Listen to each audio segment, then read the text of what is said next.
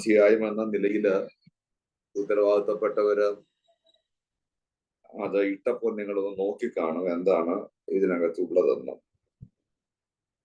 ഒരു ദൃശ്യമായ കൂടാരത്തിന്റെ ആരാധനയിലൂടെ ക്രിസ്തുവിന്റെ സമ്പൂർണ്ണ യാഗത്തെ ചൂണ്ടിക്കാണിക്കുന്ന ഒരധ്യായമാണ് 9-ാമത്തെ അധ്യായം. ഇവിടുത്തെ പ്രധാനപ്പെട്ട പരാമർശ വിഷയം ടാബർനാക്കിളാണ്, സമാഗമന കൂടാരമാണ്. ബൈബിളിൽ സമാഗമന കൂടാരത്തെ കുറിച്ച് പുതിയ നിയമസഭ സംസാരിക്കണമോ എന്നുള്ള ഒരു ചോദ്യമുണ്ട്. പക്ഷേ ഇത് പുതിയ നിയമത്തിൽ രേഖപ്പെടുത്തിയിരിക്കുന്നത് കൊണ്ട് എനിക്ക് സംസാരിക്കാതിരിക്കാൻ പറ്റില്ല. അതുകൊണ്ട് പുതിയ നിയമസഭയും പുതിയ നിയമത്തിൽ അത് പരാമർശിച്ചിരിക്കുകയാൽ ചർച്ച ചെയ്യപ്പെടണം. അത് നിർബന്ധമായ ഒരു കാര്യമാണ്. അതുകൊണ്ട് തന്നെയാണ് നമ്മൾ ഈ ഭാഗം ഇന്ന് ഈ 9-ാമത്തെ അധ്യായം ചർച്ച ചെയ്യപ്പെടുന്നത്. പുതിയ നിയമത്തിൽ നമുക്ക് ആവശ്യമുള്ളതെല്ലാം രേഖപ്പെടുത്തിയിട്ടുണ്ട്. അതിനകത്ത് സമാഗമന കൂടാരത്തെ കുറിച്ചുള്ള ദൃശ്യമായിട്ടുള്ള കുറെ ചിന്തകൾ പറഞ്ഞിട്ടുണ്ട്. അതിവിടെ നമുക്ക് പോയേ പറ്റുകയുള്ളൂ. 50 അധ്യായങ്ങളെങ്കിലും വേദപുസ്തകത്തില് സമാഗമന കൂടാരത്തെ കുറിച്ച് സംസാരിക്കുന്ന അധ്യായങ്ങളാണ്. 50 അധ്യായങ്ങൾ വിശുദ്ധ വേദപുസ്തകത്തിൽ മുഴുവനായിട്ട് സമാഗമന കൂടാരത്തെ കുറിച്ച് സംസാരിക്കുന്നുണ്ട്. അപ്പോൾ തന്നെ അതിന്റെ ഇമ്പോർട്ടൻസ് മനസ്സിലായെന്ന് എനിക്ക് തോന്നുന്നു. പുറപ്പാട് പുസ്തകത്തിൽ 13 അധ്യായങ്ങളാണ് സമാഗമന കൂടാരത്തെ കുറിച്ച് സംസാരിക്കുന്നത്. ലേവ്യ പുസ്തകത്തിൽ 18 അധ്യായങ്ങളാണ് സമാഗമന കൂടാരത്തെ കുറിച്ച് സംസാരിക്കുന്നത്. സംഖ്യാ പുസ്തകത്തിൽ 13 അധ്യായങ്ങൾ സമാഗമന കൂടാരത്തെ കുറിച്ച് സംസാരിക്കുന്നുണ്ട്. ആവർത്തന പുസ്തകത്തിൽ 2 അധ്യായങ്ങൾ സമാഗമന കൂടാരത്തെ പരാമർശിക്കുന്നു. എബ്രായ ലേഖനത്തില് 4 അധ്യായങ്ങളിൽ വ്യത്യസ്തമായി സമാഗമന കൂടാരത്തെ കുറിച്ചുള്ള പരാമർശങ്ങൾ നടത്തുന്നുണ്ട്. അതുകൊണ്ട് ഈ സമാഗമന കൂടാരം പുതിയ നിയമസഭയ്ക്കകത്തും വളരെ ആവശ്യം വേണ്ട ഒരു പഠനശാഖ തന്നെയാണ് എന്നുള്ളതാണ് ഞാൻ വിശുദ്ധ വേദപുസ്തകത്തിന്റെ പൊതുവായിട്ടുള്ള അവതരണത്തിൽ നിന്ന് നിങ്ങളുമായി ചർച്ച ചെയ്യാനായിട്ട് ആഗ്രഹിക്കുന്നത്. സമാഗമന കൂടാരത്തെ വിവിധ പേരുകളിലാണ് വിളിച്ചിരുന്നത്. ഈ പുസ്തകം 50 അധ്യായങ്ങൾക്കകത്ത് പലയിടങ്ങളിൽ വിവിധ പേരുകളിലാണ് വിളിച്ചിരുന്നത്. ഓരോ പേരിനും വളരെ പ്രാധാന്യമുണ്ട്. അതിനെ കൂടാരം എന്ന് വിളിച്ചിരുന്നു.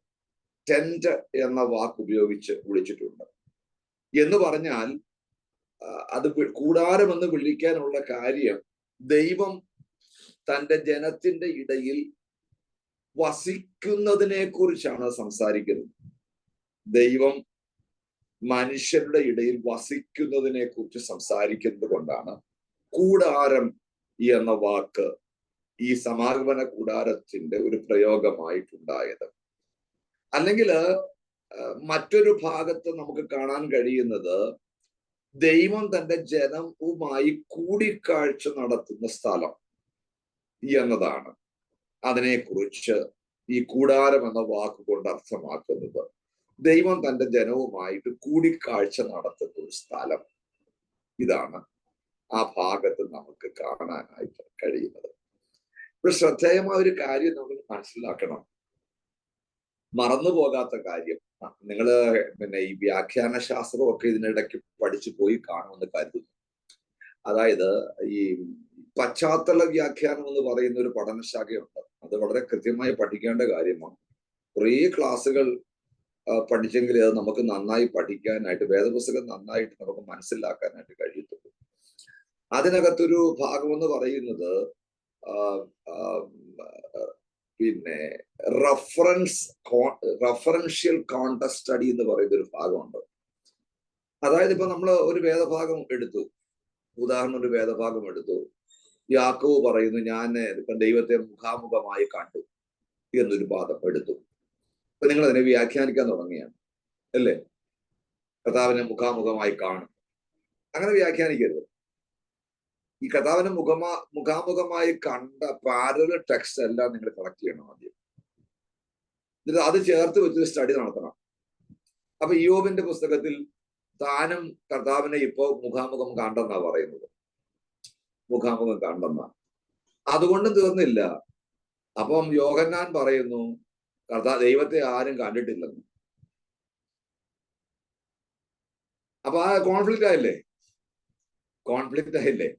അപ്പൊ എന്താ, അപ്പൊ ഈ പാരൽ റെഫറൻസ് എല്ലാം കൂടി എടുത്തു വെച്ചിട്ട് ഇതിന് നിജസ്ഥിതി എന്താണെന്ന് എന്ത് ചെയ്യണം? ഒന്ന് മനസ്സിലാക്കണം. വേദപുസ്തക പഠനവും വ്യാഖ്യാനവും ഭയങ്കര ഉത്തരവാദിത്വത്തിൽ ചെയ്യേണ്ട കാര്യമാണ്. കണ്ണടച്ച് പ്രാർത്ഥിച്ചുണ്ടാകുന്ന ദർശനത്തെ വിളിച്ച് പറയേണ്ട കാര്യങ്ങളൊന്നും അല്ല. അത് വളരെ ഗൗരവമാണ്. കാരണം നിത്യമായിട്ടുള്ള ഒരു ജീവനിലേക്ക് ഒരാളെ നയിക്കപ്പെടേണ്ട ദൈവത്തിന്റെ വചനം എന്ന് പറഞ്ഞാൽ ഒരു 10, 70, 80 വയസ്സ് ജീവിക്കുന്ന ഒരു ശരീരത്തെ ട്രീറ്റ് ചെയ്യാനായിട്ട് 5 വർഷം തലയും കുത്തി എന്ന് പഠിച്ച് കൃത്യമായിട്ട് പ്രാക്ടീസ് ചെയ്തിട്ട് മാത്രമേ അവനെ ഒരു സർട്ടിഫിക്കറ്റ് കൊടുത്ത് ഡോക്ടറാക്കി ഇവരുടെ സ്ഥലത്ത് വെക്കത്തുള്ളൂ. എന്ന് പറഞ്ഞാൽ ഒരു പെരിഷബിൾ ബോഡിയെ ട്രീറ്റ് ചെയ്യണമെങ്കിൽ അത്ര ഉത്തരവാദിത്വ ബോധം ഉണ്ടെങ്കിൽ ഒരു നിത്യജീവന് വേണ്ടി ഒരുക്കപ്പെടുന്ന ഒരു ആത്മാവിനെ ട്രീറ്റ് ചെയ്യുന്ന ദൈവത്തിന്റെ വചനം ഉപയോഗിക്കണമെങ്കിൽ നമ്മളൊക്കെ ചിന്തിക്കുന്ന പോലെ വായന്ന് എഴുന്നേറ്റിട്ട് പ്രാർത്ഥിച്ച് വേദപുസ്തകം വായിച്ചപ്പോൾ എന്തെങ്കിലും കണ്ടുപിടിച്ച് പറയേണ്ട കാര്യങ്ങളല്ല. അതിന് കൃത്യമായിട്ടുള്ള ഹോംവർക്ക് എന്ത് ചെയ്യണം? നന്നായിട്ട് ചെയ്യണം. അപ്പൊ ഇതെല്ലാം കൂടെ ചേർത്ത് വെക്കണം. അങ്ങനെയൊക്കെ വെച്ച് കഴിഞ്ഞാൽ പിന്നെ നമ്മളാരും പ്രസംഗിക്കാൻ പോകത്തില്ല. അതാ പ്രശ്നം. പറയാനും പോകത്തില്ല. കാരണം അത് ശ്രമകരമായ ഒരു കാര്യമാണ്. അപ്പൊ അത് ചേർത്ത് വെക്കണം. ഇപ്പൊ ദൈവത്തെ ആരും കണ്ടിട്ടില്ല. എന്താ കാര്യം? മോശയോട് പറയുക നിനക്ക് ദൈവത്തെ കാണാൻ പറ്റില്ലെന്നോ? അതുകൊണ്ട് ഞാൻ പാറയുടെ വിടവിലൊക്കെ നിന്നെ നിർത്തും. ഞാൻ കടന്നു പോകുമ്പോൾ എന്നെ പുറകുവശം കാണും. എന്ന് പറഞ്ഞാൽ ഈ ബാക്ക് കാണുമെന്നല്ല പറയുന്നത്. നിനക്ക് ആവശ്യമുള്ള തിയോഫനി, നിനക്ക് ആവശ്യമുള്ള ദൈവത്തിന്റെ ആ തേജസ് നിനക്ക് കാണാൻ പറ്റിയത്, നിനക്ക് ഗ്രഹിക്കാൻ പറ്റിയത് മാത്രം നീ കാണും. ദൈവത്തിന്റെ മഹത്വത്തെ ദൈവത്തെ ഒന്നും നിനക്ക് കാണാനായിട്ട് ഒരിക്കലും പറ്റുകയില്ല. അങ്ങനെ ദൈവത്തെ ആരും കണ്ടിട്ടുമില്ല. അപ്പൊ ഇവിടെ എന്താ പറയുന്നത്? ഇവര് കണ്ടതെല്ലാം the human structure of God ആ കണ്ടത്. ദൈവത്തിന്റെ ഒരു ദൃശ്യമായ രൂപമാ കണ്ടത്. ദൈവത്തെ കണ്ടിട്ടില്ല. വേണ്ടല്ലോ ഞാൻ പറയുന്നത്. നമ്മുടെ കൂടെ ഇപ്പം നിങ്ങളുടെ ഒക്കെ കൂടെ നിങ്ങളുടെ ഭാര്യമാർ എത്ര വർഷമായി ജീവിക്കാൻ തുടങ്ങിയിട്ട് പറഞ്ഞു കഴിഞ്ഞാൽ നിങ്ങൾക്ക് എന്നോടൊപ്പം 30 വർഷമായി, 30 years ആയി. അതിനേക്കാൾ കൂടിയ ആൾക്കാരൊക്കെ കാണും ഇവിടെ, കുറഞ്ഞ ആൾക്കാരും കാണുമായിരിക്കും. സത്യം പറഞ്ഞാല് നിങ്ങൾക്ക് നിങ്ങളുടെ ഭാര്യയെ മുഴുവൻ അറിയാൻ പറ്റിയിട്ടുണ്ടോ ഇത്രയും വർഷമായിട്ട്? ഇടയ്ക്കിടയ്ക്ക് ഇങ്ങനെ തിയോഫനിയ വെളിപ്പെടുത്തോണ്ടിരിക്കുക. അപ്പോഴാണ് മനസ്സിലാകുന്നത് ഇങ്ങനെയും കൂടെ ഉണ്ടെന്ന്. തിരിച്ചും നിങ്ങൾക്കും നിങ്ങളെയും മുഴുവനായിട്ട് മനസ്സിലാക്കിയിട്ടില്ല, വെളിപ്പെടുത്തിയിട്ടില്ല, നിങ്ങൾക്ക് തന്നെ അറിയാം.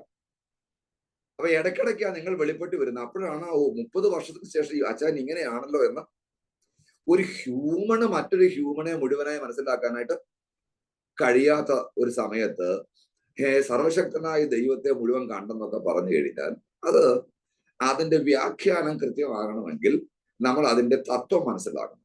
ഞാൻ വ്യാഖ്യാനത്തെ കുറിച്ച് പറയുമ്പോഴാണ് ഒരുപാട് വ്യാഖ്യാന ശാഖകളുണ്ട്. ഇത് ഞാൻ ഉദാഹരണം പറഞ്ഞതേ ഉള്ളൂ.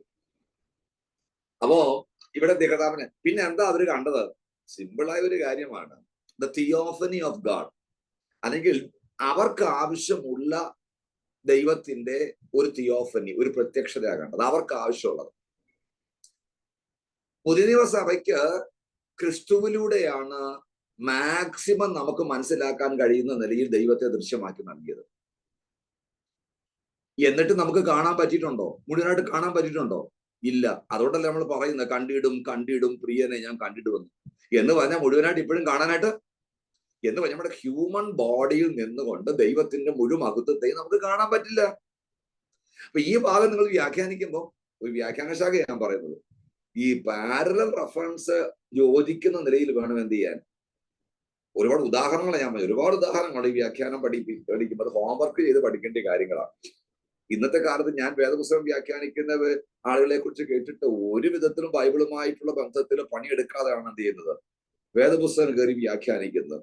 അതുകൊണ്ട് അപകടകരമായ സാഹചര്യത്തിലേക്ക് പോകുന്നത്. വേദപുസ്തകത്തിൽ നിസ്തുല്യത വരെ ചോദ്യം ചെയ്യപ്പെടും. കാരണം ഈ 2 വാക്യങ്ങൾ ചോദിച്ചിട്ട് പറയും, ദൈവത്തെ കണ്ടോ? യാക്കോബ് കണ്ടു. വേദപുസ്തകം സത്യമല്ലേ? സത്യമാണ്. ഇയ്യോബ് കണ്ടു. അപ്പൊ പുതിയ നിയമത്തിൽ എഴുതി വെച്ചിട്ട് ദൈവത്തെ ആരും ഒരു നാളും കണ്ടിട്ടില്ലെന്ന്. നമ്മൾ ആകെ മുട്ടടിച്ചു, നാക്കിൽ വെള്ളം ഇറങ്ങി, മറുപടി പറയാൻ കഴിയാതെ വന്നു. പ്രത്യേകിച്ച് ഇസ്ലാം സഹോദരന്മാർ ഇത്തരത്തിലുള്ള വാദങ്ങളൊക്കെ ഉന്നയിക്കും.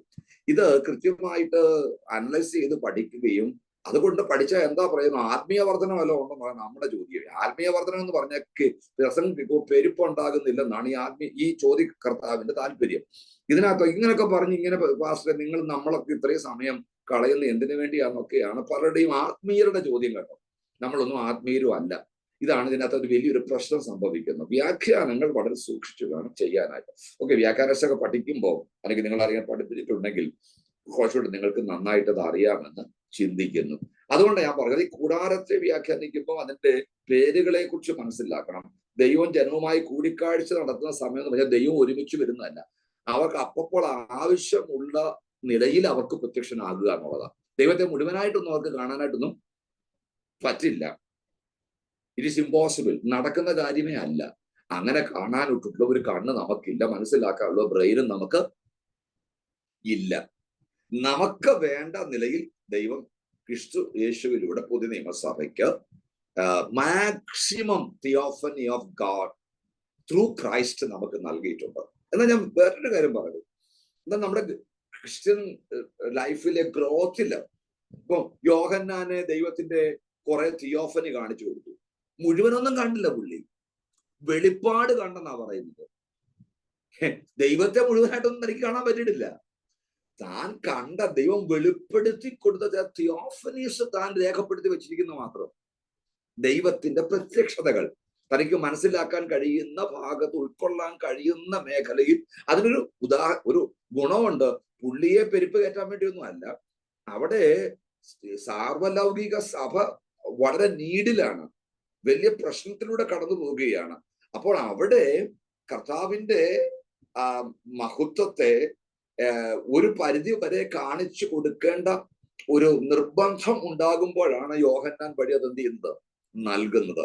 അപ്പോൾ യോഹന്നാൻ സമ്പൂർണമായ മഹത്വം കണ്ടത് നിങ്ങൾ കാണുന്നത്, യോഹന്നാൻ കണ്ടത് തിയോഫനി ഓഫ് ക്രൈസ്റ്റ് ആണ്. തിയോഫനി ഓഫ് ക്രൈസ്റ്റ് ആണ് കാണുന്നത്. മുഴു ദൈവത്തിന്റെയും മഹത്വം കാണാനായിട്ട് കഴിഞ്ഞിട്ടില്ല. അതുകൊണ്ടാണല്ലോ ഈ മുഴു ദൈവത്തിന്റെ മഹത്വവും സ്വർഗത്തിൽ ചെന്ന് കണ്ടപ്പോൾ അവർ കിരീടങ്ങളെ താഴെയിട്ട് സിംഹാസനത്തിൽ ഇറങ്ങി എന്നൊക്കെ പറയുന്നത്. അപ്പൊ അതുകൊണ്ട് ജനവുമായി കൂടിക്കാഴ്ച നടത്തുന്നു എന്ന് പറയുമ്പോ അതിന്റെ അർത്ഥം ദൈവം ഇങ്ങോട്ട്, നമ്മുടെയൊക്കെ ഭാവം, ഞാൻ സൺഡേ സ്കൂളിലോ ചെറുപ്പത്തിലോ അല്ല, കുറെ നാളുകൾ വരെയൊക്കെ ചിന്തിച്ചിരുന്നത് ദൈവം ഇങ്ങനെ വരുന്നു, നമ്മൾ കാണുന്ന ദൈവത്തെ, ഇതൊക്കെയാണ്. കാരണം അങ്ങനെയൊക്കെയാണല്ലോ നമ്മൾ പ്രസംഗിച്ച് ഇങ്ങനെ നമ്മുടെ മനസ്സിനകത്ത് ബാല്യകാലത്തിലൊക്കെ കയറ്റി വെച്ചിരിക്കുന്നത്. അൺലേണിങ് ഭയങ്കര ബുദ്ധിമുട്ടുള്ള ഒരു കാര്യമാണ്. ഇപ്പൊ എന്നെ കേൾക്കുന്നവർക്കും പലർക്കും ഈ ഒരുപാട് ആശങ്ക ഉണ്ടാകും ഇത് കേൾക്കുമ്പോൾ. കാരണം അൺലേണിങ് ഭയങ്കര ബുദ്ധിമുട്ട്. കാരണം ഇതകത്ത് കയറ്റി വെച്ചിരിക്കുക, ബന്ധനോ ഇതും സകലവും വെളിപ്പാടും എല്ലാ സംഭവവും നമ്മൾ അകത്ത് നേരത്തെ കയറ്റി വെച്ചിരിക്കുകയാണ്. അപ്പൊ അതുകൊണ്ട് തന്നെ നാം ബന്ധിക്കപ്പെടുകയാണ്. അതുകൊണ്ട് തന്നെ നാം സ്ക്രിപ്ചർ മനസ്സിലാക്കാൻ കഴിയാത്ത വിധത്തിലുള്ള ഒരു കുടുക്കിനകത്ത് അകപ്പെടുകയാണ്. ഇതൊക്കെ സാധാരണ ഉണ്ടാക്കി വെച്ചിരിക്കുന്ന ഭയങ്കര ട്രാപ്പുകളാണെന്നാണ് ഞാൻ ചിന്തിക്കുന്നത്. അപ്പൊ ഇവിടെ ജനവുമായി കൂടിക്കാഴ്ച നടത്തുന്ന സ്ഥലം എന്ന് പറഞ്ഞു കഴിഞ്ഞാലും ജനത്തിന് കർത്താവുമായി ബന്ധപ്പെടാൻ കഴിയുന്ന ഒരു മാർഗമായ ഈ കൂടാരത്തെ കണ്ടിരുന്നത്. മറ്റൊരു പേര് സാക്ഷി കൂടാരം എന്നാണ് അതിനെ പറഞ്ഞിരുന്നത്, സാക്ഷി കൂടാരം. കാരണം ന്യായപ്രമാണം അവിടെ 2 കൽപ്പലകളിൽ സൂക്ഷിച്ചിരുന്നല്ലേ. ഈ സമാഗമന കൂടാരത്തില് ദൈവം തന്റെ ജനത്തോട് സംസാരിക്കുന്നതാണ് ഈ കൽപ്പലയ്ക്കകത്തുള്ളത്. അപ്പൊ അതുകൊണ്ട് സാക്ഷി കൂടാരം എന്ന പേര് അതിനുണ്ടായത്. ഈ കൂടാരത്തിന് 3 ഭാഗങ്ങൾ ഉണ്ടായിരുന്നു. നിങ്ങൾക്ക് എല്ലാം അറിയാം, എങ്കിലും നമ്മൾ ഈ അധ്യായം ചർച്ച ചെയ്യുമ്പോൾ അതിന്റെ ആമുഖം പറയാതെ എനിക്ക് മുൻപോട്ട് പോകാൻ കഴിയത്തില്ല. ഒന്ന് പുറത്തെ പ്രാകാരമാണ്, ഔട്ടർ കോർട്ട് എന്നും പ്രാകാരം എന്നും ഒക്കെ വേണമെങ്കിൽ വിളിക്കാം. പിന്നീടുള്ള സ്ഥലം വിശുദ്ധ സ്ഥലമാണ്, അതിനകത്ത് അതിവിശുദ്ധ സ്ഥലം.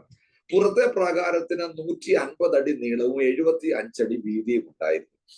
ഏറ്റവും ആ കൂടാരത്തിനകത്ത് ഏറ്റവും സ്പേഷ്യസ് ആയിട്ടുള്ള സ്ഥലമായിരുന്നു ഈ ഔട്ടർ കോർട്ട് എന്ന് പറയുന്ന സ്ഥലം. 150 അടി നീളം, 75 ഫീറ്റ് വീതിയും ഉണ്ടായിരുന്ന ഒരു സ്ഥലമാണ്. അപ്പൊ അതിനകത്താണ് ആംപിൾ ആയിട്ടുള്ള ഒരു സ്പേസ് ഉള്ള ഒരു സ്ഥലം. അവിടെയാണ് യാഗങ്ങളും മറ്റ് കാര്യങ്ങളും ഒക്കെ നടന്നുകൊണ്ടിരുന്ന ഒരു സ്ഥലം. അതിനുശേഷമാണ് ഇന്നർ കോർട്ട്, വിശുദ്ധ സ്ഥലം എന്ന് പറയുന്ന ഒരു സ്ഥലം. അതിന് 30 അടി നീളവും 15 അടി വീതിയുമാണ്. ദീർഘചതുരം എന്നൊക്കെ വേണമെങ്കിൽ പറയാം അല്ലെ. 30 അടി നീളവും 15 അടി വീതിയുമായിരുന്നു. അതിനുശേഷം വിശുദ്ധ സ്ഥലം, അത് സ്ക്വയർ ആയിരുന്നു, 15x15, 15 അടി നീളവും 15 അടി വീതിയും ഉള്ള ഒരു സ്പേസ് ആയിരുന്നു.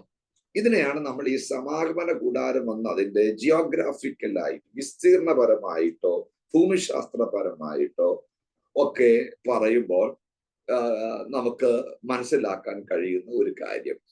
ഇതിന്റെ ചുറ്റും 7 അടി ഉയരമുള്ള ഒരു വേലിക്കെട്ടുണ്ട്, അത് ഫെൻസിങ് ഉണ്ടായിരുന്നു. എന്ന് പറഞ്ഞാല് പുറത്തെ പ്രാകാരത്തിനകത്താണ് താമ്ര ബലിപീഠം, തൊട്ടി, ഇങ്ങനെയൊക്കെയുള്ള കുറെ ഉപകരണങ്ങളൊക്കെ നമുക്ക് കാണാൻ കഴിയുന്നുണ്ട്. വിശുദ്ധ സ്ഥലത്ത്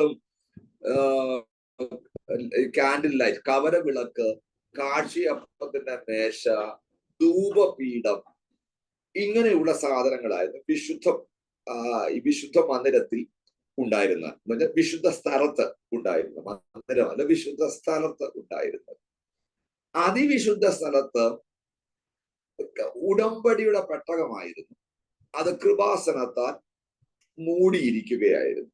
ഇതായത് ഏകദേശം ഒരു ജിയോഗ്രാഫിക്കൽ സ്ട്രക്ചർ എന്ന് പറയും. നമുക്കറിയാം ഈ സമാപന കൂടാരം കുറിച്ച് നമ്മൾ കുറച്ച് ഡീറ്റെയിൽ ആയിട്ട് ചിന്തിക്കുമ്പോൾ, പുറത്തെ പ്രാകാരം എപ്പോഴും സൂര്യപ്രകാശവും അകത്തെ പ്രാകാരത്തിൽ കവരവിളക്കിന്റെ വെളിച്ചവും അതിനകത്തെ പ്രാകാരത്തിൽ വെളിച്ചത്തിന്റെ സംവിധാനവും ഇല്ലായിരുന്നു. ഇതാണ് അതിനകത്തെ ഒരു പ്രധാനപ്പെട്ട കാര്യം. അപ്പൊ അതിന്റെ അർത്ഥം കുറച്ചുകൂടെ ഡീറ്റെയിൽ ആയിട്ട് പറഞ്ഞാൽ, ക്രിസ്തീയ അനുഭവത്തില് ഒരു ക്രിസ്ത്യൻ ലൈഫില് ഹൃദയമാണ് അതിവിശുദ്ധ സ്ഥലം. ഹൃദയം എന്ന് പറയുമ്പോൾ മനസ്സ്, ചിന്ത എന്നൊക്കെ വേണമെങ്കിൽ പറയാം. പഴയ എബ്രായ ചിന്തയിൽ ഹൃദയം എന്ന് പറയുന്ന മനസ്സിനെ കുറിക്കുന്ന ഒരു പദമായിട്ടാണ് ഉപയോഗിച്ചിരിക്കുന്നത്. അപ്പോ ഒരു മനുഷ്യന്റെ, പുതിയ നിയമത്തിലെ ഒരു മനുഷ്യന്റെ ഹൃദയമാണ് അതിവിശുദ്ധ സ്ഥലം. അവിടെയാണ് ഒരാൾ പൂർണ്ണമായും വിശ്വാസത്താൽ നടക്കേണ്ടത്. നമ്മളത് പറഞ്ഞു വരുന്നുണ്ട്. 10-ാം അധ്യായം മുതൽ നമ്മൾ ഭയങ്കര എക്സൈറ്റഡ് ആയിട്ടുള്ള ഭാഗത്തേക്ക് പ്രവേശിക്കാൻ പോകുന്നത്. 10 തൊട്ട് 13 വരെ ഭയങ്കര കൃത്യമായ ചിന്തകളാണ്, ആഴമായ ചിന്തകളാണ് എബ്രായ ലേഖനം ചർച്ച ചെയ്യപ്പെടുന്നത്. ആ ഭാഗത്ത് നമ്മളത് കാണുന്നുണ്ട്. എന്ന് പറഞ്ഞാൽ അയാൾക്ക് ഹൃദയ സമാഗമന കൂടാരത്തിൽ അതിവിശുദ്ധ സ്ഥലമായിരിക്കുന്ന ഒരാൾക്ക് ഇന്ദ്രിയങ്ങളെ ആശ്രയിക്കാൻ കഴിയില്ലെന്നാണ്. കാരണം അത് വെളിച്ചമില്ലല്ലോ. വെളിച്ചം ഉണ്ടെങ്കിൽ അല്ലേ കണ്ണു തുറന്നാൽ കാണാൻ പറ്റുള്ളൂ. ഇന്ദ്രിയങ്ങളെ ആശ്രയിച്ച് അവിടെ നടക്കാനായിട്ട് പറ്റില്ല. അതാ ഞാൻ പറഞ്ഞത്, പുതിയ നിയമത്തില് അതിവിശുദ്ധ സ്ഥലം നമ്മുടെ ഹൃദയമാണ്. അവിടെ നടക്കാനായിട്ട് വിശ്വാസം കൊണ്ട് മാത്രമേ നടക്കാനായിട്ട് പറ്റുകയുള്ളൂ. കാരണം അത് ഇടുങ്ങിയതും 15x15 ആണ്. വളരെ ഇടുങ്ങിയതും ഞെരുങ്ങിയതും മങ്ങിയതും ഇരുണ്ടതും. അതുകൊണ്ട് നടപ്പ് ഭയങ്കര ദുഷ്കരമാണ്. അവിടെയാണ് വിശ്വാസത്താൽ ക്രിസ്തീയ ജീവിതത്തിന്റെ പക്വത നമ്മൾ പഠിക്കുന്നത്, മെച്യൂരിറ്റിയിലേക്ക് നമ്മൾ വരുന്നത്. അങ്ങനെയാണ്. ഇതാണ് ഈ അതിവിശുദ്ധ സ്ഥലവുമായി ബന്ധപ്പെട്ട് പുതിയ നിയമത്തിന്റെ ഒരു ദർശനം. അത് നമ്മുടെ ഹൃദയത്തിലാണ്. ആ ഹൃദയത്തിൽ നാം ഇന്ദ്രിയങ്ങൾ കൊണ്ടല്ല വിശ്വാസത്താൽ നടക്കുന്നത്. വിശ്വാസത്താലാണ് നാം നടക്കേണ്ടത്. ഇന്ദ്രിയങ്ങൾ കൊണ്ട് നടക്കാൻ പോകുന്നതൊരു വിശ്വാസം അല്ല. അത് ഇന്ദ്രിയങ്ങൾക്ക് ആവശ്യമുള്ള വിശ്വാസമാണ്. ആ വിശ്വാസം നമ്മളെ നിത്യതയിലേക്ക് എന്ത് ചെയ്യത്തില്ല, നയിക്കില്ല. കർത്താവിന്റെ അടുക്കൽ ഒത്തിരി പേര് വന്നു, രോഗം സൗഖ്യമാകുമെന്നുള്ള വിശ്വാസത്തിൽ അവർക്ക് സൗഖ്യമായി. വിശ്വസിക്കാത്ത ആളുകൾക്ക് സൗഖ്യം ഉണ്ടായുമില്ല. അതുകൊണ്ട് അത് നിത്യതയുമായി ബന്ധപ്പെട്ട ഒരു വിശ്വാസമേ അല്ല, ദൈവവുമായി ബന്ധപ്പെട്ട ഒരു വിശ്വാസമേ അല്ല. അത് അവരുടെ ഇന്ദ്രിയങ്ങൾക്ക് കണ്ട ഒരു വിശ്വാസമാണ്. ഇന്ന ഡോക്ടർ പ്രാർത്ഥിച്ചാൽ, ഇന്ന ഡോക്ടർ കൈവച്ചാൽ സൗഖ്യമാകും. നിശ്ചയമായിട്ടും അവർക്ക് അത് ലഭിച്ചു, ഒരു കുഴപ്പമില്ല. പക്ഷേ നിങ്ങൾ അത് പറയുമ്പോൾ ഒത്തിരി ഹാലേലുയ്യ പറയരുത്. കാരണം കർത്താവ് തന്നെ ശിഷ്യന്മാരോട് പറഞ്ഞു, നിങ്ങളുടെ പേര് പുസ്തകത്തിൽ വേണം. അതാണ് നമ്മുടെ നിത്യതയുടെ വിശ്വാസത്തിലേക്കാണ് നാം നയിക്കപ്പെടേണ്ടത്. ഇന്ദ്രിയങ്ങളിലൂടെയുള്ള വിശ്വാസം അല്ല ക്രിസ്തീയ വിശ്വാസം. ക്രിസ്തീയ വിശ്വാസത്തിന്റെ അടിത്തറ ഇന്ദ്രിയങ്ങൾക്ക് കാണാൻ കഴിയാത്ത വിശ്വാസം. വിശ്വാസം എന്നതോ പ്രത്യാശിക്കുന്നതിന്റെ ഉറപ്പും കാണാത്ത കാര്യങ്ങളുടെ നിശ്ചയവുമാണ്. അവിടെ വിളക്ക് കണ്ടല്ല, പ്രാർത്ഥിച്ച് കിട്ടിയത് കൊണ്ടല്ല, പ്രാർത്ഥിച്ച് നേടിയത് കൊണ്ടല്ല, സൗഖ്യം ലഭിച്ചത് കൊണ്ടല്ല, അടയാളം കണ്ടത് കൊണ്ടല്ല, മറിച്ച് ഇതൊന്നും കണ്ടില്ലെങ്കിലും വിശ്വാസത്താൽ ഞാൻ എന്ത് ചെയ്യുകയാണ്? നടക്കുകയാണ്. ആ ഭാഗം കുറച്ചുകൂടെ അടുത്ത അധ്യായങ്ങളിൽ കൃത്യമായിട്ട് പറയുന്നുള്ളത് കൊണ്ട് ഞാൻ ആ ഭാഗം ഇവിടെ ചുരുക്കുകയാണ്. അപ്പോ ഇങ്ങനെയായിരുന്നു ഒരു സമാഗമന കൂടാരത്തിന്റെ അതിപരിശുദ്ധ സ്ഥലത്തിന്റെ ഒരു റീപ്ലേസ്മെന്റ് പുതിയ നിയമത്തിൽ നമുക്ക് കാണാൻ കഴിയുന്നത്. ഈ കൂടാരം ഇസ്രായേൽ ജനത്തിന് കൊണ്ടുപോകാൻ കഴിയുന്ന ഒരു സങ്കേതമായിരുന്നു. അവർക്ക് ഹാൻഡി ആയിരുന്നു, അതായത് പോർട്ടബിൾ ആയിരുന്നു, ഒരു മൊബിലിറ്റി ഉള്ള ഒരു സാധനമായിരുന്നു ഈ സാധനം. അല്ല, ഒരു ഫിക്സഡ് സാധനമല്ല. ഇവർക്ക് ഇതിനെ എന്ത് ചെയ്യാൻ പറ്റും? മുൻപോട്ട് കൊണ്ടുപോകാൻ കഴിയുന്ന ഒരു സങ്കേതമാണ്. അവിടെ താമസത്തിന്റെ ഒരു നാടോടി സ്വഭാവം നമുക്ക് കാണാൻ കഴിയുന്നുണ്ട്. അതായത് ഒരു നൊമാഡിക് നേച്ചർ, ദേശാന്തരീയമായിട്ടുള്ള നാടോടി സ്വഭാവം നമുക്ക് കാണാൻ കഴിയുന്നുണ്ട്. അതുകൊണ്ട് തന്നെ ഒരു സ്ഥിരം ആരാധനാലയം അവർക്ക് പണിയുക എന്ന് പറയുന്നത് ദുഷ്കരമായ ഒരു കാര്യമായിരുന്നു. കാരണം അവരൊരു ദേശാന്തരീയ സമൂഹവും ഒരു നാടോടി സ്വഭാവമുള്ള ഒരു നേച്ചറുള്ള ഒരു സമൂഹവുമായിരുന്നു ആ സമയത്ത്. അതുകൊണ്ട് തന്നെ ഈ കൂടാരം അന്ന് ഒരു പോർട്ടബിൾ ഡിസൈൻ ആണ് അതിന് ചെയ്ത് വെച്ചിരുന്നത്. ഒരു പോർട്ടബിൾ ഡിസൈൻ ആണ്. എന്നാൽ ഒരു സ്ഥിരമായ ഒരു കെട്ടിടം അവർ നിർമ്മിച്ചപ്പോൾ അതിന്റെ മാതൃക ഈ മാതൃകയായി. ഈ മാതൃകയിലാണ് അവർ സ്ഥിരമായ ഒരു സെറ്റപ്പ് ഉണ്ടായപ്പോൾ എന്ത് ചെയ്തത്? പണിയത്. അത്രേ ഉള്ളൂ. ആ മാതൃകയില. ഇപ്പോഴവർ ദൈവം കൊടുത്ത രീതിയിൽ ഉണ്ടാക്കിയത് പോർട്ടബിൾ ആണ്, മൂവബിൾ ആണ്. അത് അഴിച്ചെടുത്തുകൊണ്ട് പോകാൻ കഴിയുന്ന സൗകര്യങ്ങൾ ഉള്ള ഒരു സങ്കേതമായിട്ട് ഈ ഉപകരണങ്ങളെല്ലാം ഹാൻഡിയാണ്, മൂവ് ചെയ്ത് കൊണ്ടുപോകാനായിട്ട് കഴിയുന്ന ഒന്നായിരുന്നു. അപ്പോ ദൈവം മോശയ്ക്ക് നൽകിയ പദ്ധതി പ്രകാരം ബെസലേലും മറ്റ് ജോലിക്കാരും ചേർന്നാണ് ഇതിന്റെ പണിയൊക്കെ നടത്തിയത്.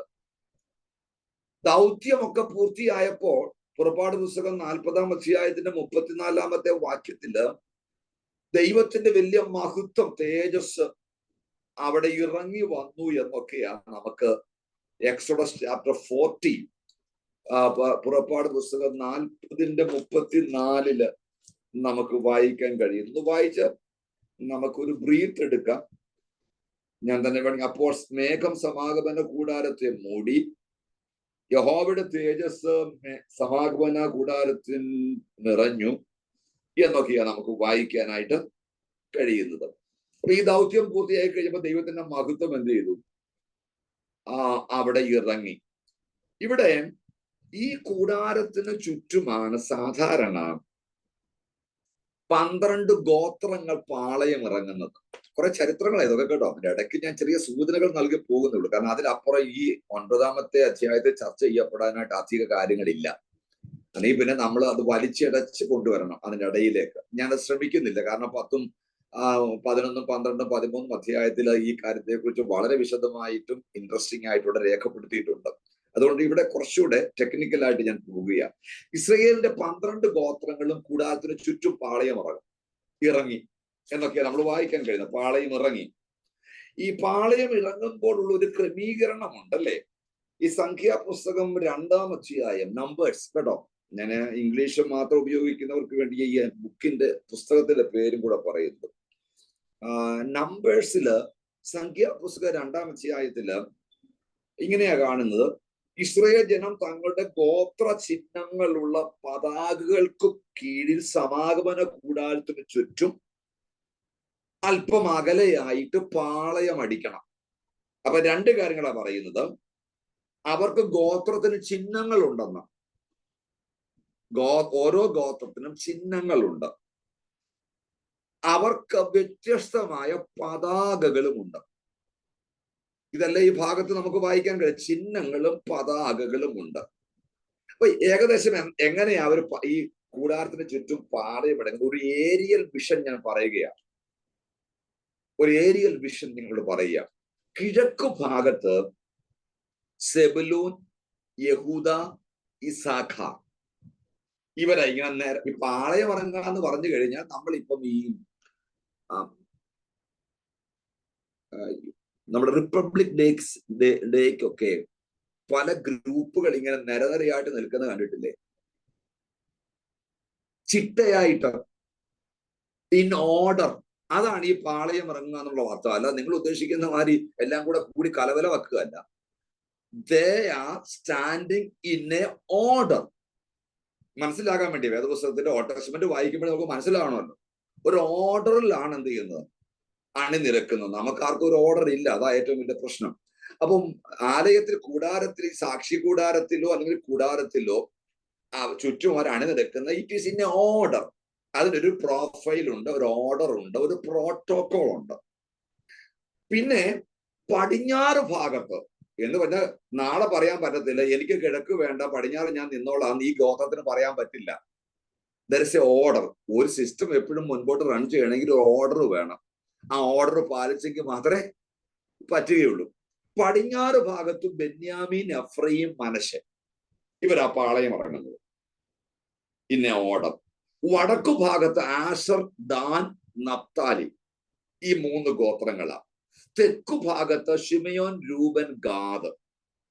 അപ്പൊ ഏകദേശം 12 ഗ്രൂപ്പായിട്ട് 3 പേരായിട്ട് 3 12 ഇങ്ങനെ അതിന് ചുറ്റും എന്ത് ചെയ്യാം? ഡിഫറന്റ് ആയിട്ട് എന്ത് ചെയ്യുക? ഇൻ ഓർഡർ നിൽക്കുക. അപ്പൊ ഓരോ ഗ്രൂപ്പിനും ഒരു പതാകയും ഉണ്ട്, ഒരു ചിഹ്നവും ഉണ്ട്. അപ്പൊ എന്റെ ചിന്ത ഇത് വരുന്നത് റിപ്പബ്ലിക് ഡേക്കുള്ള ഒരു രീതി പോലെ. എത്ര വർണ്ണശബളം അല്ലേ? നിങ്ങൾ അങ്ങനെ കാണണം അതിനെ. നിങ്ങൾ അങ്ങനെ വായിച്ചു പഠിച്ചിട്ടുണ്ടോ എന്ന് എനിക്കറിയില്ല. ഞാനൊന്ന് പറഞ്ഞു നൽകിയ ബൈബിളിന്റെ അടിസ്ഥാനത്തില് ഈ ഓൾഡ് ടെസ്റ്റ്മെന്റിന്റെ ഭാഗം പുതിയ നിയമത്തിൽ പരാമർശിച്ചത് കൊണ്ടാണ് ഞാൻ പറയുന്നത്. ഞാൻ ആദ്യം ജാമ്യം എടുത്തിട്ടുണ്ട്. അപ്പൊ അതുകൊണ്ട് നിങ്ങളൊന്ന് ശ്രദ്ധിച്ച് നോക്കി അറിയാം. കിഴക്കൻ വിഭാഗത്തിന്റെ നേതാവ് യഹൂദയായിരുന്നു. കാരണം അവിടുത്തെ പ്രമുഖ ഗോത്രം, അതിന് ലീഡിങ് ഗോത്രമുണ്ട്. 2 ഗോത്രങ്ങൾ. യഹൂദ ഗോത്രമാ കിഴക്ക് ഭാഗത്ത്. സെബുലൂൻ, യഹൂദ, ഇസഹാർ. അതിന്റെ നേതാവ് യഹൂദ. യഹൂദയ്ക്ക് പച്ചക്കൊടിയാ ഉണ്ടായിരുന്നത്. നിറം പച്ചയായിരുന്നു. ചിഹ്നം സിംഹമായിരുന്നു. ഇതെല്ലാം പാരമ്പര്യത്തിൽ നിന്ന്, വേദപുസ്തകത്തിനകത്ത് നിന്നല്ല എല്ലാം ഞാൻ പറയുന്നത്. കാരണം കൊടിയും ചിഹ്നവും ഉണ്ടായിരുന്ന സംഖ്യാപുസ്തകത്തിൽ കൃത്യമായിട്ട് എന്ത് ചെയ്യുന്നുണ്ട്? രേഖപ്പെടുത്തിയിട്ടുണ്ട്. അത് നാം കണ്ടെത്തുക മാത്രമാണ് ചെയ്യുന്നത്. അപ്പോൾ യഹൂദ ഗോത്രത്തിന്റെ പച്ചക്കൊടി ചിഹ്നം എന്തായിരുന്നു?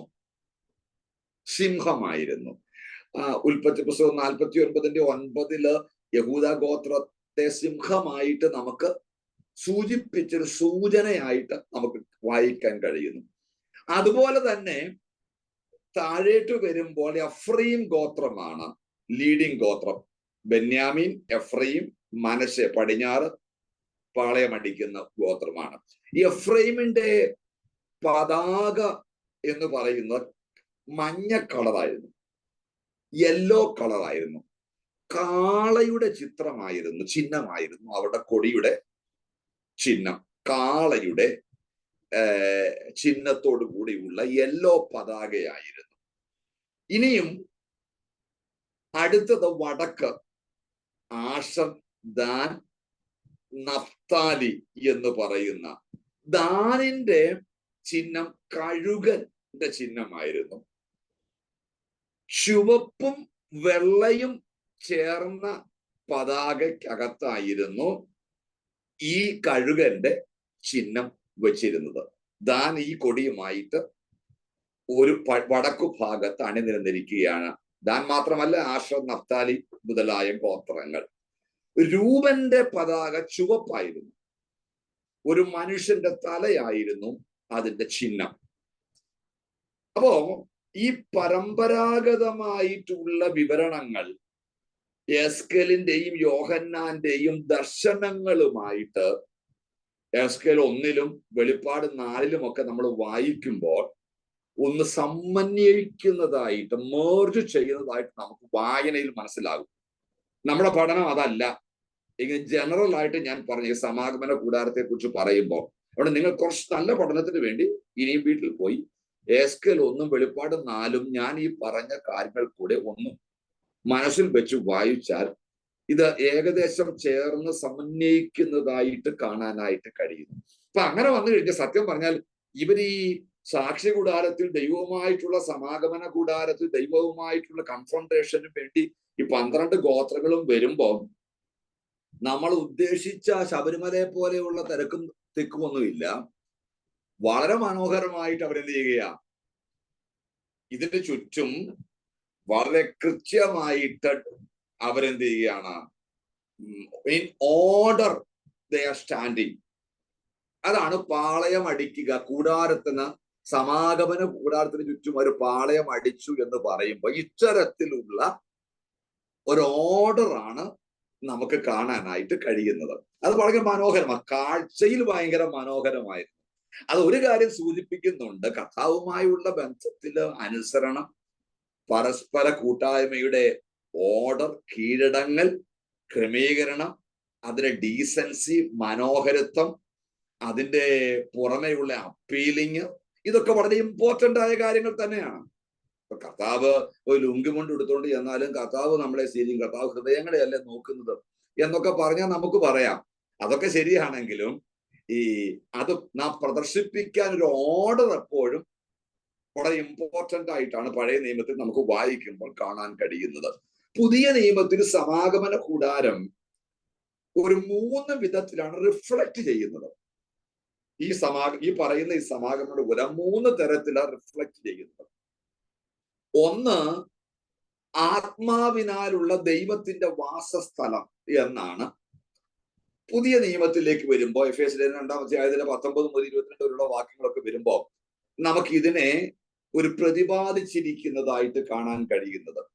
1 കൊരിന്ത്യർ 6:19 രണ്ടാമതായിട്ട് പരിശുദ്ധാത്മാവിന്റെ ആലയം ആയ ഒരു വിശ്വാസിയാണ് ഈ സമാഗമന കൂടാരം എന്നൊക്കെ വേണമെങ്കിൽ എന്ത് ചെയ്യാം, പുതിയ നിയമം നമുക്ക് നൽകുന്ന ഒരു സന്ദേശമുണ്ട്. എബ്രായർ 9:23 നാം വായിക്കുന്ന ഈ ഭാഗം, നമ്മൾ ചർച്ച ചെയ്യുന്ന ഭാഗത്ത് ഇത് സ്വർഗീയ യാഥാർത്ഥ്യത്തിന്റെ ഒരു പ്രതിബിംബമാണ് എന്നാണ് എബ്രായർ 29:23 24 ഒക്കെ നമുക്ക് വായിക്കാനായിട്ട് കഴിയുന്ന സ്വർഗീയമായ യാഥാർത്ഥ്യത്തിന്റെ ഒരു പ്രതിബിംബമായിട്ട് ആ സമാഗമന കൂടാരത്തെയൊക്കെ നമുക്ക് കാണാനായിട്ട് കഴിയുന്നു. ഇനി നമ്മള് ഇതിന്റെ ഓരോ വസ്തുക്കളെ കുറിച്ച് ഒന്ന് പതുക്കെ ഡീറ്റെയിൽ ആയിട്ട് അങ്ങ് പോകാം. ഈ ക്ലാസ് അങ്ങനെ പോട്ടെ, അതായത് കുറച്ചുകൂടെ നല്ലത് ഡീറ്റെയിൽ ആയിട്ട്. ഒന്ന്, പുറപ്പാട് പുസ്തകം 27:1 മുതൽ 8 വരെയുള്ള ഭാഗത്ത് സമാഗമന കൂടാരത്തിന്റെ 50 അധ്യായങ്ങളിലെ ചില അധ്യായങ്ങൾ നാം പാരലായിട്ട് ഈ പഠനത്തിന് വേണ്ടി എടുത്തിട്ടുണ്ട് കേട്ടോ. അപ്പൊ അതുകൊണ്ട് അത് ഞങ്ങൾ മുൻകൂട്ടി അത് അധ്യായങ്ങൾ എത്ര ഉണ്ടെന്ന് കൃത്യമായി അതുകൊണ്ടാണ് ആമുഖത്തിൽ പറഞ്ഞത്. ഇവിടെ ഒരു ഒരു ഒരു ഒരു ബ്രേസൺ ആൾട്ടർ, ഒരു താമ്ര യാഗപീഠത്തെ കുറിച്ചാണ് ആദ്യം നമുക്കൊരു ഉപകരണത്തെ കുറിച്ച് മനസ്സിലാക്കാൻ കഴിയുന്നത്. നമ്മൾ ഉപകരണങ്ങളെ കുറിച്ച് ചർച്ച ചെയ്തില്ലല്ലോ, നമുക്ക് സ്ഥലങ്ങളെ കുറിച്ചും അതിൽ എന്തൊക്കെ ഉപകരണങ്ങൾ ഉണ്ടെന്നുമായിരുന്നല്ലോ. ഇത് ഈ താമ്ര യാഗപീഠം എന്ന് പറയുന്നത് എന്തിനു വേണ്ടിയായിരുന്നു? മൃഗങ്ങളുടെ ഹോമത്തിനുള്ളതാണ്. അതിനെ ദഹിപ്പിക്കാൻ വേണ്ടിയുള്ളൊരു സാധനമാണത്. ഇത് നമ്മൾ കാണുന്നത്, ഞാൻ പറഞ്ഞല്ലോ, പുതിയ നിയമത്തിൽ ഇതൊക്കെ നമ്മൾ കാണുന്നത് സ്വർഗീയ യാഥാർത്ഥ്യത്തിന്റെ പ്രതിബിംബമായിട്ടാണ് നമുക്കതിനെ കാണാനായിട്ട് പുതിയ നിയമത്തിൽ നമുക്ക് കാണാൻ കഴിയത്തുള്ളൂ. നമുക്ക് വേണ്ടി ക്രിസ്തു തന്റെ രക്തം ചൊരിയുന്നതിന്റെ ഒരു ചിത്രമാണ് ഈ താമ്ര യാഗപീഠത്തിലേക്ക് നോക്കുമ്പോൾ പുതിയ നിയമ വിശ്വാസിക്ക് ഉണ്ടാകുന്ന ഒന്ന്. പുതിയ നിയമ വിശ്വാസിക്ക് ഉണ്ടാകുന്ന ഒന്ന്. ഞാൻ ഉദാഹരണം പറയാം. ഈ നമ്മള് ലോർഡ്സ് സപ്പർ, അല്ലെങ്കിൽ ഹോളി കമ്മ്യൂണിയൻ, അല്ലെങ്കിൽ ഹോളി യൂക്കറിസ്റ്റ്, അങ്ങനെ പല പേരിൽ ഈ സാധനം വിളിക്കുന്നത് അല്ലെ. കർത്തൃമേശ എന്നൊക്കെ പറയുന്ന സംഭവങ്ങൾ നിങ്ങൾ അതിലൊക്കെ പങ്കെടുക്കുന്നവരാണല്ലോ അല്ലെ? ആണല്ലോ, ഓക്കെ. അപ്പോ അതിന് ഹോളി യൂക്കറിസ്റ്റ് എന്ന് പറയുന്നത് എന്താ? അവന് പിന്നെ അപ്പം എടുത്ത് സ്തോത്രം ചൊല്ലി, അപ്പൊ ടു ഗീവ് താങ്ക്സ്, നന്ദി അർപ്പിക്കുന്നു. അതിനാണ് യൂക്കറിസ്റ്റ് എന്ന് വിളിക്കുന്നത്. കമ്മ്യൂണിയൻ, അത് ഒരുമിച്ച് സംസർഗത്തിന്റെ ശുശ്രൂഷയാണ് ലോർഡ്സ് സപ്പർ. ഇതിന്റെ പല ചിന്തകൾ ഇതിനകത്തുണ്ടെന്ന് അറിയാലോ അല്ലെ നിങ്ങൾക്ക്? ക്രൈസ്തവ സഭകൾ പല നിലകളില് ഈ ഒരു കാര്യത്തില് തർക്കങ്ങൾ നൂറ്റാണ്ടുകളായിട്ട് തുടങ്ങി ഭിന്നിച്ചു നിൽക്കുകയാണ് ഈ കർത്താവിന്റെ മേശയുമായുള്ള ബന്ധത്തില്. അല്ലെങ്കിൽ എന്ന് പറഞ്ഞാൽ യേശുക്രിസ്തു നമുക്ക് വേണ്ടി രക്തം ചൊരിഞ്ഞു, തന്റെ ശരീരം അർപ്പിച്ചു എന്നുള്ളതിന്റെ സൂചകമാണല്ലോ ഈ മേശ എന്ന് പറയുന്നത്. തർക്കങ്ങളാണ്. അപ്പം ഈ ആദിമകാലത്തെ സഭാപിതാക്കന്മാരുടെ ഒരുമിച്ച് കൂടിയുള്ള സിനഡില് പല അഭിപ്രായങ്ങളുണ്ടായി. ഒരു കൂട്ടർ പറഞ്ഞു, ഈ അപ്പവും വീഞ്ഞും സത്യം പറഞ്ഞാല് പ്രാർത്ഥിച്ചു കഴിയുമ്പോൾ ട്രാൻസബ്സ്റ്റാൻസിയേഷൻ എന്ന് പറയുന്ന ഒരു തിയറിയാ അവര് പറയുന്നത്. ഇത് പ്രാർത്ഥിച്ചു കഴിയുമ്പോൾ ഈ ബ്ലഡ് ഒറിജിനൽ ശരീരവും ഒറിജിനൽ രക്തവുമായിട്ട് മാറും എന്നാണ് അവര് പറഞ്ഞത്. അവരത് വാദിച്ചു തുടങ്ങിയപ്പോൾ മറ്റൊരു കൂട്ടർ പറഞ്ഞു അങ്ങനെ ഉണ്ടാകില്ല, അതിനകത്ത് കോൺസബ്സ്റ്റാൻസിയേഷനെ ഉണ്ടാകത്തുള്ളൂ എന്ന് പറഞ്ഞാൽ പ്രാർത്ഥിച്ചു കഴിയുമ്പോൾ എന്ത് ചെയ്യും, ദൈവത്തിന്റെ ശരീരം അതിനകത്തേക്ക് ഇറങ്ങി വരും, യേശുവിന്റെ രക്തം ആ പാനപാത്രത്തിലേക്ക് എന്ത് ചെയ്യും, ആ സാന്നിധ്യം ഇറങ്ങി വരും എന്ന് പറഞ്ഞു. അപ്പൊ അങ്ങനെ പറഞ്ഞപ്പം മൂന്നാമതൊരു കൂട്ടർ ഈ ചർച്ചയിൽ പറഞ്ഞു അങ്ങനെ രണ്ടും ഉണ്ടാകില്ല, അത് റെപ്രസെന്റിങ് തിയറി എന്ന് പറഞ്ഞൊരു തിയറി അവർ അവതരിപ്പിച്ചു. എന്ന് പറഞ്ഞാൽ ഈ അപ്പം, ഈ വീഞ്ഞ് യേശുക്രിസ്തുവിന്റെ ശരീരത്തെയും രക്തത്തെയും പ്രതിനിധാനം ചെയ്യുന്നു എന്നുള്ള ഒരു ഭാഗം പറഞ്ഞു. അപ്പൊ നാലാമത്തെ ഒരു കൂട്ടർ പറഞ്ഞു ഇത് മൂന്നും അല്ല, ഇത് നാം കർത്താവിന്റെ ശരീരത്തിന്റെയും രക്തത്തിന്റെയും ഓർമ്മയ്ക്കായിട്ടാണ് ചെയ്യുന്നത്. അങ്ങനെ ആ സിനഡ് തല്ലിപ്പിരിഞ്ഞ് നാലായി. 4 ചിന്തകൾ ഉണ്ടായി. പിന്നെ ഒരുപാട് പ്രശ്നം ഉണ്ടായി. എന്തൊക്കെ പ്രശ്നങ്ങളാണ് ഉണ്ടാകുന്നത്? ഇതിന്റെ എലിമെന്റ്സിനെ സംബന്ധിച്ച് തർക്കങ്ങൾ ഉണ്ടായി. എന്ന് പറഞ്ഞാൽ ഈ അപ്പവും വീഞ്ഞും എന്ന് പറയുന്ന 2 ഘടകങ്ങൾ അത് എങ്ങനെ ആയിരിക്കണം, ഈ അപ്പം എങ്ങനെ ആയിരിക്കണം, ഈ വീഞ്ഞ് എങ്ങനെ ആയിരിക്കണം, നിങ്ങൾക്ക് വല്ല തർക്കമുണ്ടോ എനിക്കറിയില്ല. അപ്പൊ അതിനെക്കുറിച്ച് ഭയങ്കര തർക്കങ്ങൾ. റഷ്യൻ ഓർത്തഡോക്സ് സഭ മുഴുവനും തകരാനുള്ള കാര്യം ഈ ഒറ്റ കാര്യം, എലിമെന്റ്സ് ഓഫ് ഹോളി കമ്മ്യൂണിയൻ.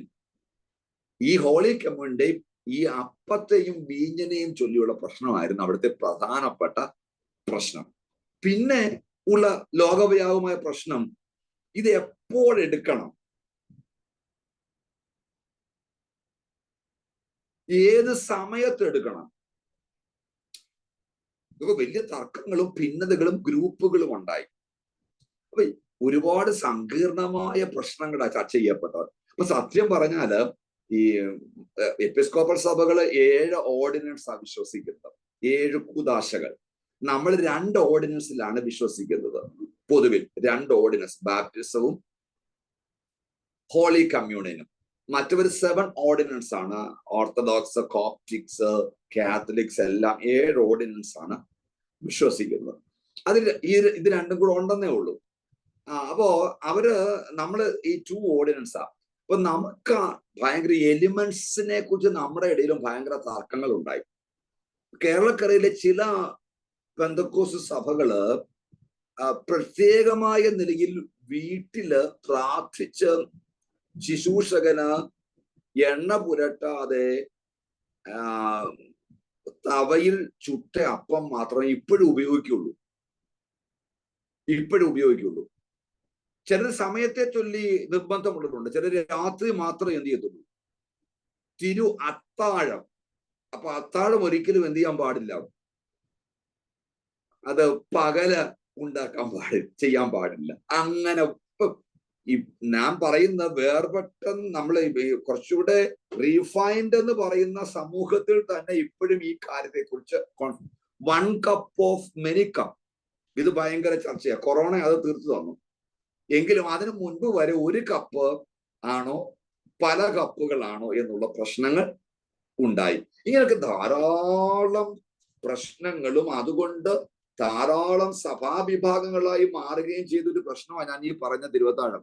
ചില്ലറക്കാരനൊന്നും അല്ല, ഒരുപാട് പ്രശ്നം ഉണ്ടാക്കിയ ഒരു സാധനമാണ് ഈ തിരുവത്താഴം എന്ന് പറയുന്നത്. ഇതിന്റെ പെരിഫറൽ. പക്ഷെ എപ്പോഴും നമ്മൾ അതിന്റെ കണ്ടന്റിനെ കുറിച്ചല്ല പറയുന്നത്, എപ്പോഴും അതിന്റെ കുറെ രീതികളെ കുറിച്ച് നമ്മൾ ഇപ്പൊ പറഞ്ഞതിനെല്ലാം ചർച്ച ചെയ്യപ്പെടുന്ന ഒരു കാര്യം. അതിന്റെ എലിമെന്റ്സ് ആണോ ഇമ്പോർട്ടന്റ്, അതോ അത് എന്തിനു വേണ്ടി സ്ഥാപിച്ചു എന്ന് മനസ്സിലാക്കുന്നതാണോ പ്രാധാന്യം എന്നുള്ളതാണ് എന്റെ ചോദ്യം. അല്ലെങ്കിൽ ബൈബിളിന്റെ ചോദ്യം അതാണ്.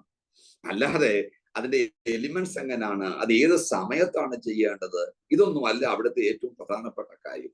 ഇവിടെ ഈ പൗലോസ് പറയുന്ന ഈ ഭാഗത്തുള്ള രണ്ട് കാര്യങ്ങളാണ് ഞാൻ ഈ യേശുവിന്റെ രക്തം ചൊരിയുന്നതിന്റെ ചിത്രമാണ് ഈ ബ്രേസൺ ആൾട്ടർ എന്ന് പറഞ്ഞപ്പോൾ ഞാൻ പറഞ്ഞു വന്ന സന്ദർഭവശാൽ പറഞ്ഞു വന്ന ഒരു കാര്യമാണ്.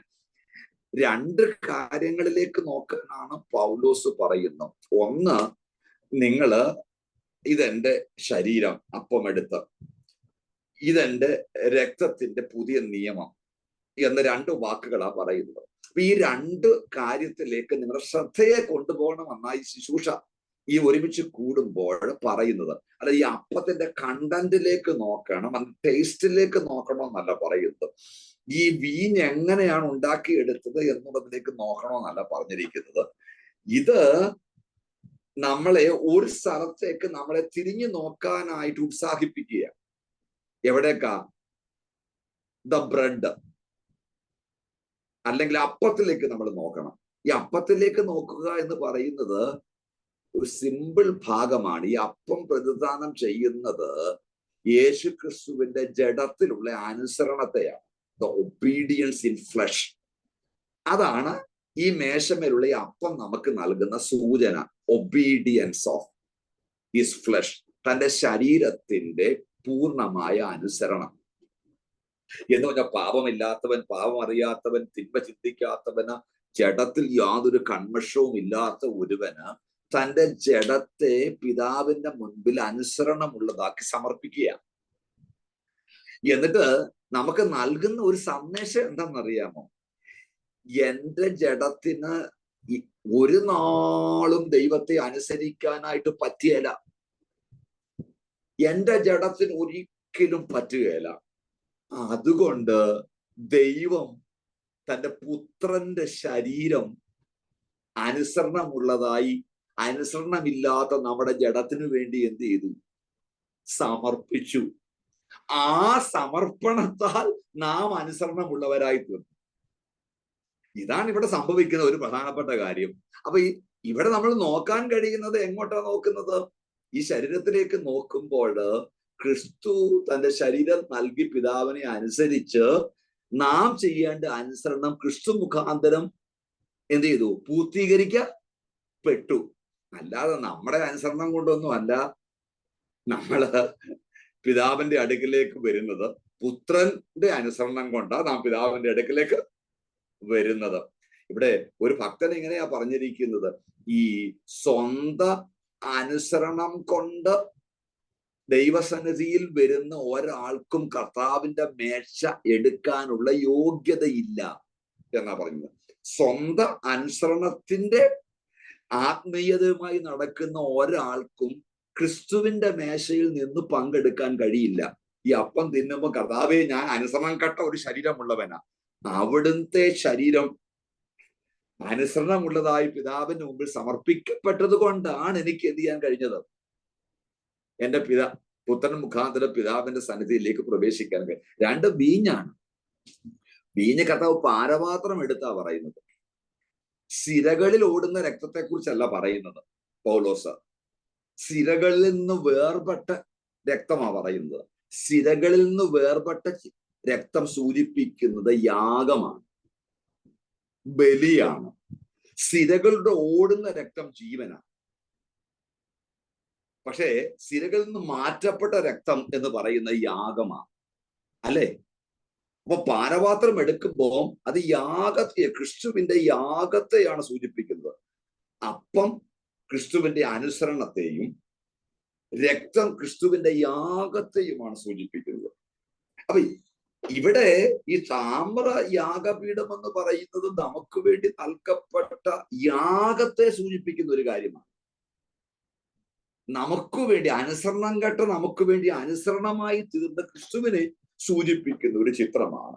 എബ്രായർ 9-ാം അധ്യായത്തിന്റെ 12-ാമത്തെ വാക്യത്തില് ഒരു കൂടാരത്തിൽ കൂടി ആട്ടുകൊറ്റന്മാരുടെയും പശുക്കിടാങ്ങളുടെയും രക്തത്താൽ അല്ല, സ്വന്തം രക്തത്താൽ തന്നെ ഒരിക്കലായിട്ട് വിശുദ്ധ മന്ദിരത്തിൽ പ്രവേശിച്ചു എന്നേക്കുമുള്ള ഒരു വീണ്ടെടുപ്പ് സാധിച്ചു. 26-ാമത്തെ വാക്യം 9-ന്റെ അങ്ങനെയായാൽ ലോകസ്ഥാപനം മുതൽക്ക് അവൻ പലപ്പോഴും കഷ്ടം അനുഭവിക്കേണ്ടിയിരുന്നു. എന്നാൽ അവൻ ലോകാവസാനത്തിൽ സ്വന്തം യാഗം കൊണ്ട് പാപപരിഹാരം വരുത്തുവാൻ ഒരിക്കൽ പ്രത്യക്ഷനായി. 28-ാമത്തെ വാക്യം, ക്രിസ്തുവും അങ്ങനെ തന്നെ അനേകരുടെ പാപങ്ങളെ ചുമപ്പാൻ ഒരിക്കൽ അർപ്പിക്കപ്പെട്ടു തനിക്കായി കാത്തിരിക്കുന്നവരുടെ രക്ഷയ്ക്കായി അവൻ പാപം കൂടാതെ രണ്ടാമതും പ്രത്യക്ഷനായി. അപ്പോൾ പുറത്തെ പ്രാകാരത്തിൽ നാം പ്രവേശിക്കുമ്പോൾ ആദ്യം കാണുന്ന ഫർണിച്ചർ, ആദ്യം കാണുന്ന ഉപകരണം, ആദ്യം കാണേണ്ട ഉപകരണം, മസ്റ്റായി ദർശിക്കേണ്ട ഒരു ഉപകരണം ബലിപീഠമാണ്, താമ്ര ബലിപീഠമാണ്. അതേ, ദൈവത്തിന്റെ സാന്നിധ്യത്തിലേക്കുള്ള പ്രവേശനം ഈ ബലിപീഠത്തിലൂടെ മാത്രമേ സാധ്യമാകുകയുള്ളൂ. പുറത്തെ പ്രാകാരത്തിൽ നിന്ന് അകത്തെ പ്രാകാരത്തിലേക്കും അതിനകത്തെ പ്രാകാരത്തിലേക്കും പ്രവേശിക്കണമെങ്കിൽ ആദ്യം ബലിപീഠത്തിലൂടെ കടന്നു പോകണം, അല്ലാതെ വേറൊരു വഴിയുമില്ല. ഇതാ ഞാൻ തിരുവത്താഴത്തെ കുറിച്ച് ഓർമ്മിക്കണം പറയുന്നത്. നമ്മൾ കർത്താവിന്റെ മേശ എടുക്കുമ്പോഴും പറയുന്ന കാര്യം, ഈ ബലിപീഠത്തിലൂടെ അല്ലാതെ കർത്താവ് എനിക്ക് ഒരിക്കലും അകത്തേക്ക് എത്തിയാൻ പറ്റില്ല. ഈ അപ്പവും ഈ വീഞ്ഞും ഇല്ലാതെ, അല്ലെങ്കിൽ യേശുക്രിസ്തുവിന്റെ ജഡത്തിന്റെ അനുസരണവും പരമയാഗവും കൂടെ അല്ലാതെ എനിക്ക് പിതാവിന്റെ സന്നിധിയിലേക്കുള്ള വഴിയിൽ ഒരടി വെക്കാനായിട്ട് തീയത്തില്ല, ഒരു സ്റ്റെപ്പ് വെക്കാൻ എനിക്ക് പറ്റില്ല. ദാറ്റ്സ് വാട്ട് എപ്പോഴും ദൈവസന്നിധി വരുമ്പോ നമുക്കുണ്ടാകേണ്ട ഒരു പ്രധാനപ്പെട്ട ചിന്തയാണ്. അപ്പൊ ഇവിടെ ക്രിസ്തുവിന്റെ ചൊരിയപ്പെട്ട രക്തത്തിന്റെ അടിസ്ഥാനത്തിലാണ് നമുക്ക് പിതാവിന്റെ സന്നിധിയിലേക്ക് പ്രവേശനം നൽകിയിരിക്കുന്നതെന്ന എബ്രായ ലേഖന കർത്താവ് പറയുന്നത്. നമുക്ക് പിതാവിന്റെ സന്നിധിയിലേക്കുള്ള പ്രവേശനം നൽകപ്പെട്ട ഒറ്റ അടിസ്ഥാനത്തിലാണ്, ഈ താമ്ര യാഗപീഠത്തിന്റെ അടിസ്ഥാനത്തിലാണ്. ക്രിസ്തു നമുക്ക് വേണ്ടി യാഗമായി തീർന്നത് കൊണ്ട് മാത്രമാണ്. മറ്റെല്ലാ അനുഗ്രഹങ്ങളും അതിന് ശേഷം മാത്രമേ നമ്മെ പിന്തുടരുകയുള്ളൂ. അപ്പൊ യേശുവിൽ നിന്നുള്ള ആദ്യത്തെ എബ്രായ ലേഖന കർത്താവ് പറഞ്ഞു വെക്കുന്ന ഒരു കാര്യം, യേശു സമാഗമനയുടെ കൂടാരം ചൂണ്ടിക്കാണിച്ച് പറയുന്ന ഒരു സന്ദേശമുണ്ട്. യേശുവിൽ നിന്നുള്ള ആദ്യത്തെ പരമവും വലിയതും മഹത്വമുള്ളതുമായ അനുഗ്രഹം പാപമോചനമാണ്. പാപമോചനമാണ്.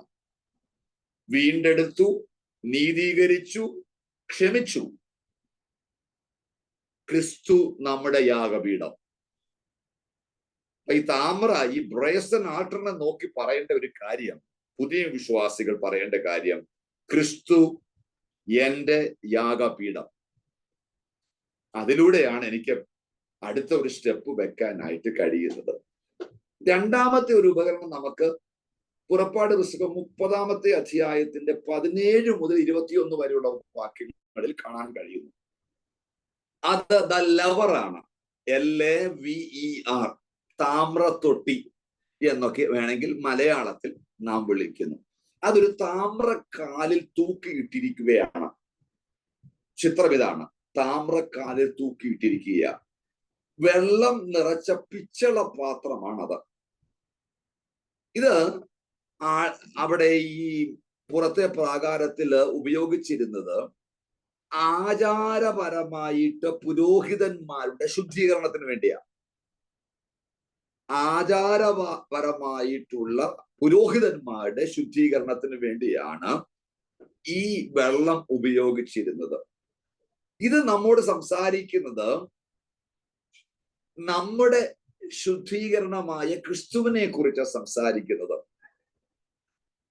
1 കൊരിന്ത്യർ 1-ാം അധ്യായത്തിന്റെ 30-ാമത്തെ വാക്യത്തിൽ പറയുന്നത്, ക്രിസ്തു നമുക്കായി വീണ്ടെടുപ്പ് മാത്രമല്ല ശുദ്ധീകരണവും കൂടെയായി തീർന്നു എന്ന.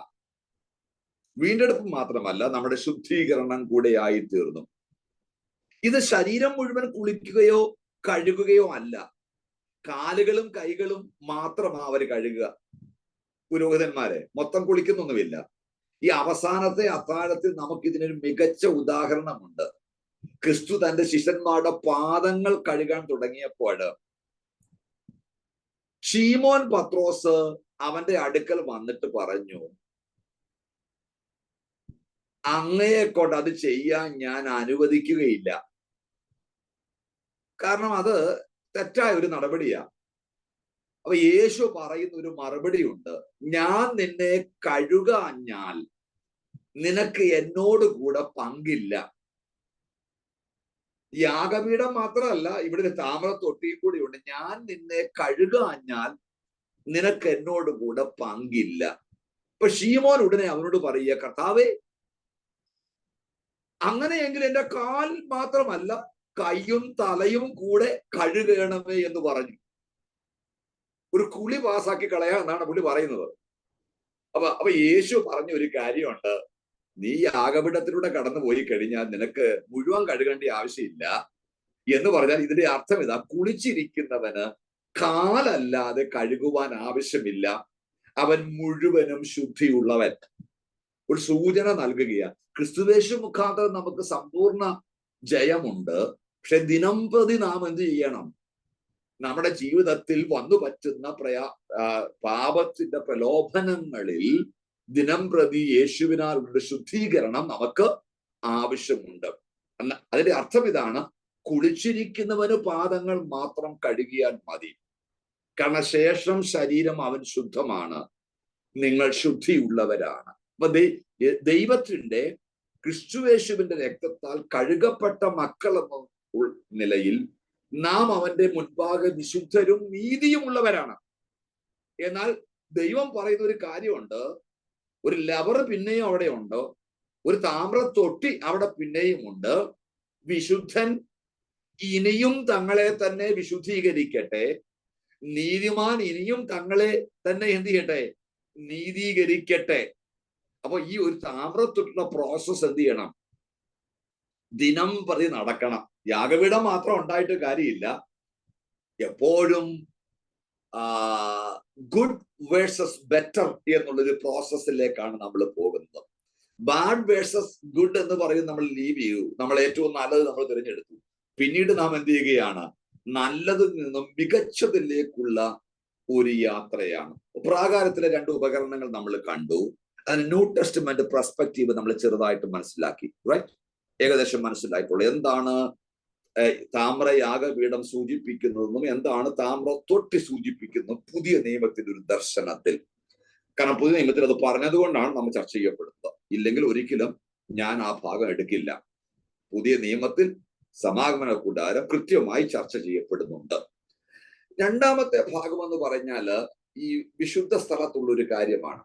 പുറപ്പാട് പുസ്തകം എക്സോഡസ് 25:31-40 31 മുതൽ 40 വരെ ഉള്ള ഭാഗത്ത് നമുക്ക് കാണാൻ കഴിയുന്നു.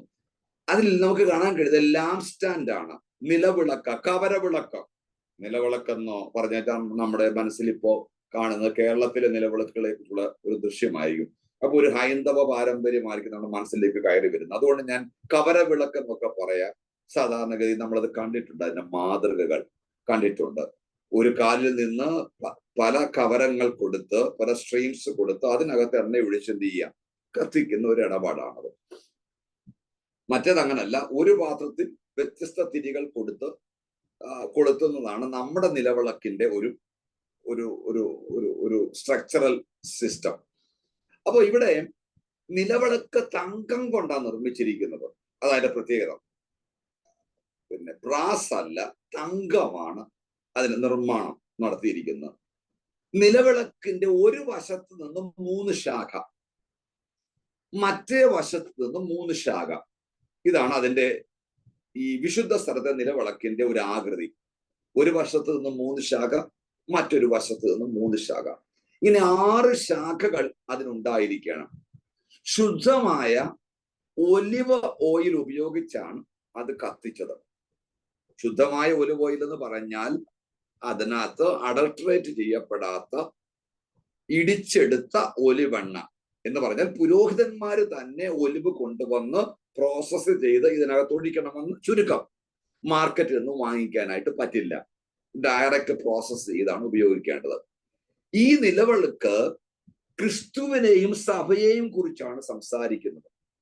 ഈ നിലവിളക്ക് യോഹന്നാൻ 8:12 പറയുന്നത്, യേശു പറയുന്നത്, ഞാൻ ലോകത്തിന്റെ വെളിച്ചമാകുന്നു. അവൻ തന്റെ ശിഷ്യന്മാരോട് പറഞ്ഞു, നിങ്ങൾ ലോകത്തിന്റെ വെളിച്ചമാണ്. മത്തായി സുവിശേഷം 5:14. ഏഷ്യയിലെ 7 സഭകളെ ക്രിസ്തു വിളിക്കുന്നത് 7 പൊൻവിളക്കുകൾ എന്ന. 7 സഭയെ വിളിക്കുന്നത് 7 പൊൻവിളക്കുകൾ എന്ന. ഒരു പാട്ടുണ്ടല്ലോ, 7 വിളക്കിൻ നടുവിൽ ശോഭ പൂർണ്ണനായിട്ടെന്നൊക്കെ പറഞ്ഞ് വെളിപ്പാട് പുസ്തകം 1:20 സഭയെ വിളിക്കുന്നത് 7 പൊൻവിളക്കുകൾ എന്ന ഒരു പദപ്രയോഗത്തിലാണ്. അപ്പൊ ക്രിസ്തു നീതിയുടെ സൂര്യനാണ്. അവന്റെ പ്രകാശം പ്രതിഫലിപ്പിക്കാനുള്ള ചന്ദ്രനാണ് സഭ, അല്ലെങ്കിൽ നാം ഇരുട്ടിന്റെ ലോകത്തിലാണ് ജീവിക്കുന്നത്. ഇപ്പോൾ ലോകം രാത്രിയിലാണ്. യേശുക്രിസ്തുവിന്റെ വരവോളം ലോകം രാത്രിയിലാണ് ജീവിക്കുന്നത്. ക്രിസ്തു ഇന്ന് ഭൂമിയിൽ ഇല്ലാത്തത് കൊണ്ട് ലോകം രാത്രിയിലാണ്. വെളിച്ചം നൽകേണ്ടത് ആരാണ്? ഇപ്പം ഇരുട്ടത്തിരിക്കുന്ന നമ്മളൊക്കെയാ. മിക്ക ആളുകളും ഇപ്പൊ ഇരുട്ടതായിരിക്കുന്നത് എന്റെ സ്ക്രീനിൽ. അപ്പോ നാം ആണ് എന്ത് ചെയ്യേണ്ടത്? വെളിച്ചം നൽകേണ്ടത്. സഭയാണ് ലോകത്തിന് വെളിച്ചം നൽകേണ്ടത്. ക്രിസ്തു ഇപ്പം ഭൂമിയിലില്ല, പിതാവിന്റെ വലതുഭാഗത്ത് ഇരിക്കുകയാണ്. നാം ആണ് വെളിച്ചം നൽകേണ്ടത്. എന്തൊരു പദവിയും ഉത്തരവാദിത്വവുമാണ് നമുക്കുള്ളത്. ഈ കവരവിളക്ക് സൂചിപ്പിക്കുന്നത് നമ്മുടെ പൊസിഷനും നമ്മുടെ റെസ്പോൺസിബിലിറ്റിയുമാണ്. പലപ്പോഴും നമുക്ക് ആ റെസ്പോൺസിബിലിറ്റി ചെയ്യാനായിട്ട് കഴിയുന്നില്ല. ക്രിസ്തു ലോകത്തിന്റെ പ്രകാശമാണെന്ന് വിളിച്ചു പറയുകയാണ്. നമുക്ക് അത് നമ്മിൽ പ്രതിഫലിപ്പിക്കാനായിട്ട് കഴിയുന്നില്ല. ക്രിസ്തു ലോകത്തിന്റെ വെളിച്ചമാണ്, നിങ്ങൾ ലോകത്തിന് വെളിച്ചമാണെന്ന് പറഞ്ഞ വാക്യം നമ്മൾ വിഴുങ്ങിക്കളയും. അതാണ് നമ്മുടെ ഇരപിടുത്തം. ഘനമായതിനെ വിഴുങ്ങിയിട്ട് എന്ത് ചെയ്യും?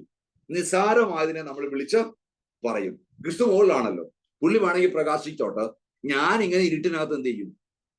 ജീവിക്കും. അതല്ല നമ്മുടെ ഉത്തരവാദിത്വം. നാം അത് പ്രതിഫലിപ്പിക്കേണ്ട ഉത്തരവാദിത്വം. സഭ 7 പൊൻവിളക്കുകളായിട്ട് ആ വെളിപ്പാട് പുസ്തകത്തിൽ നമുക്ക് കാണാൻ കഴിയുന്നത്.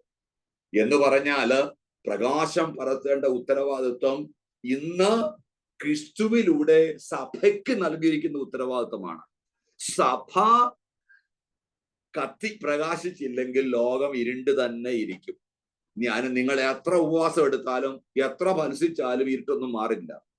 ഇരുട്ട് മാറാൻ ഒറ്റ കാര്യമുള്ളൂ. ഫലസിക്കാനും പോകേണ്ട, ശാസിക്കാനും പോകേണ്ട. നിങ്ങൾ കർത്താവിലേക്ക് നോക്കി പ്രകാശമാനമായി തീർന്നാൽ മതി.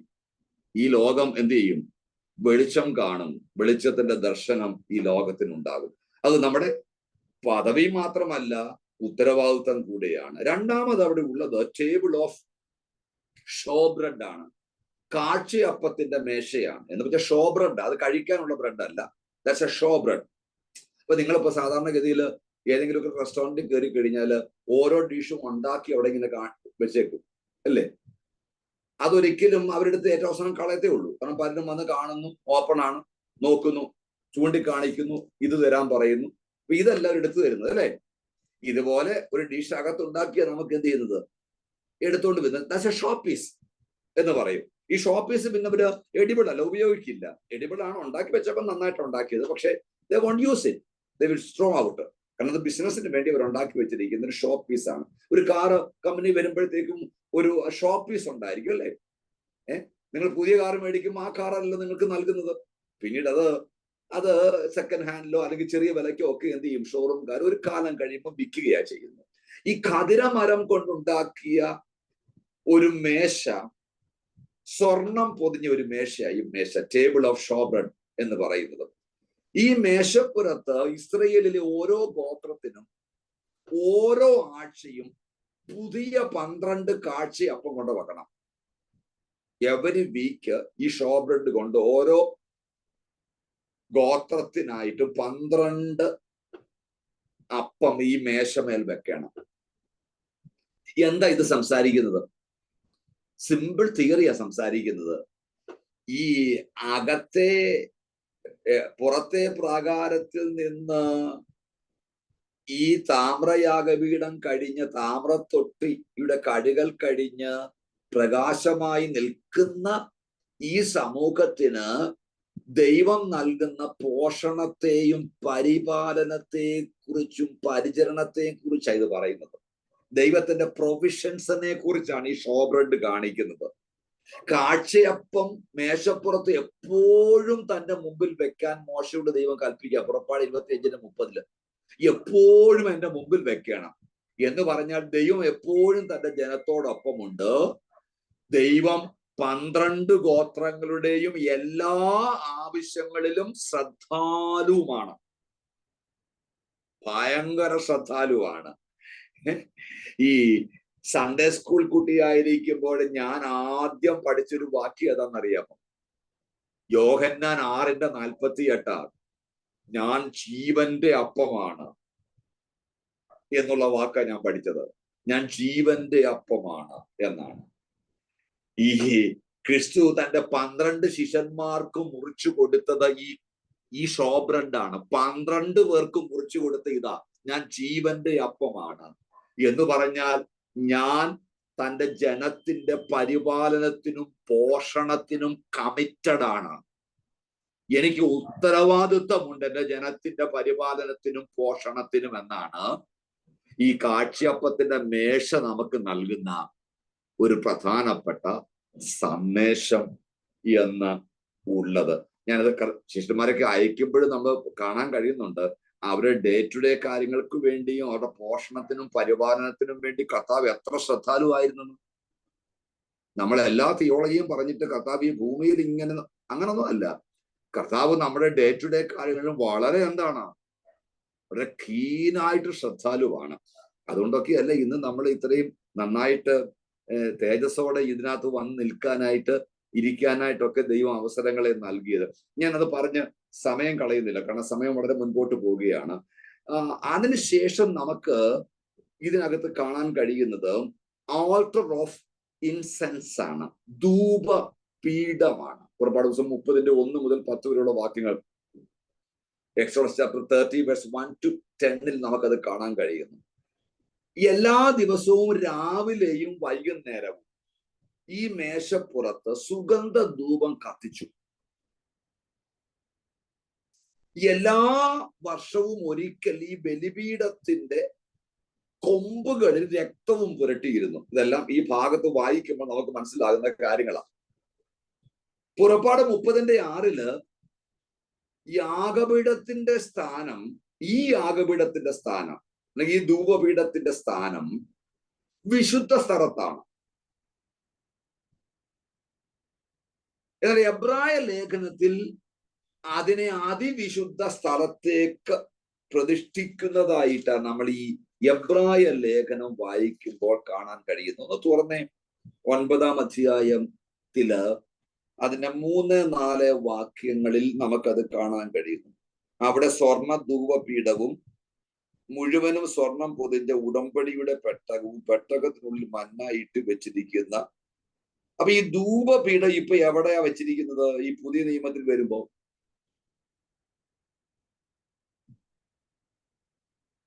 അതിവിശുദ്ധ സ്ഥലത്തല്ലേ?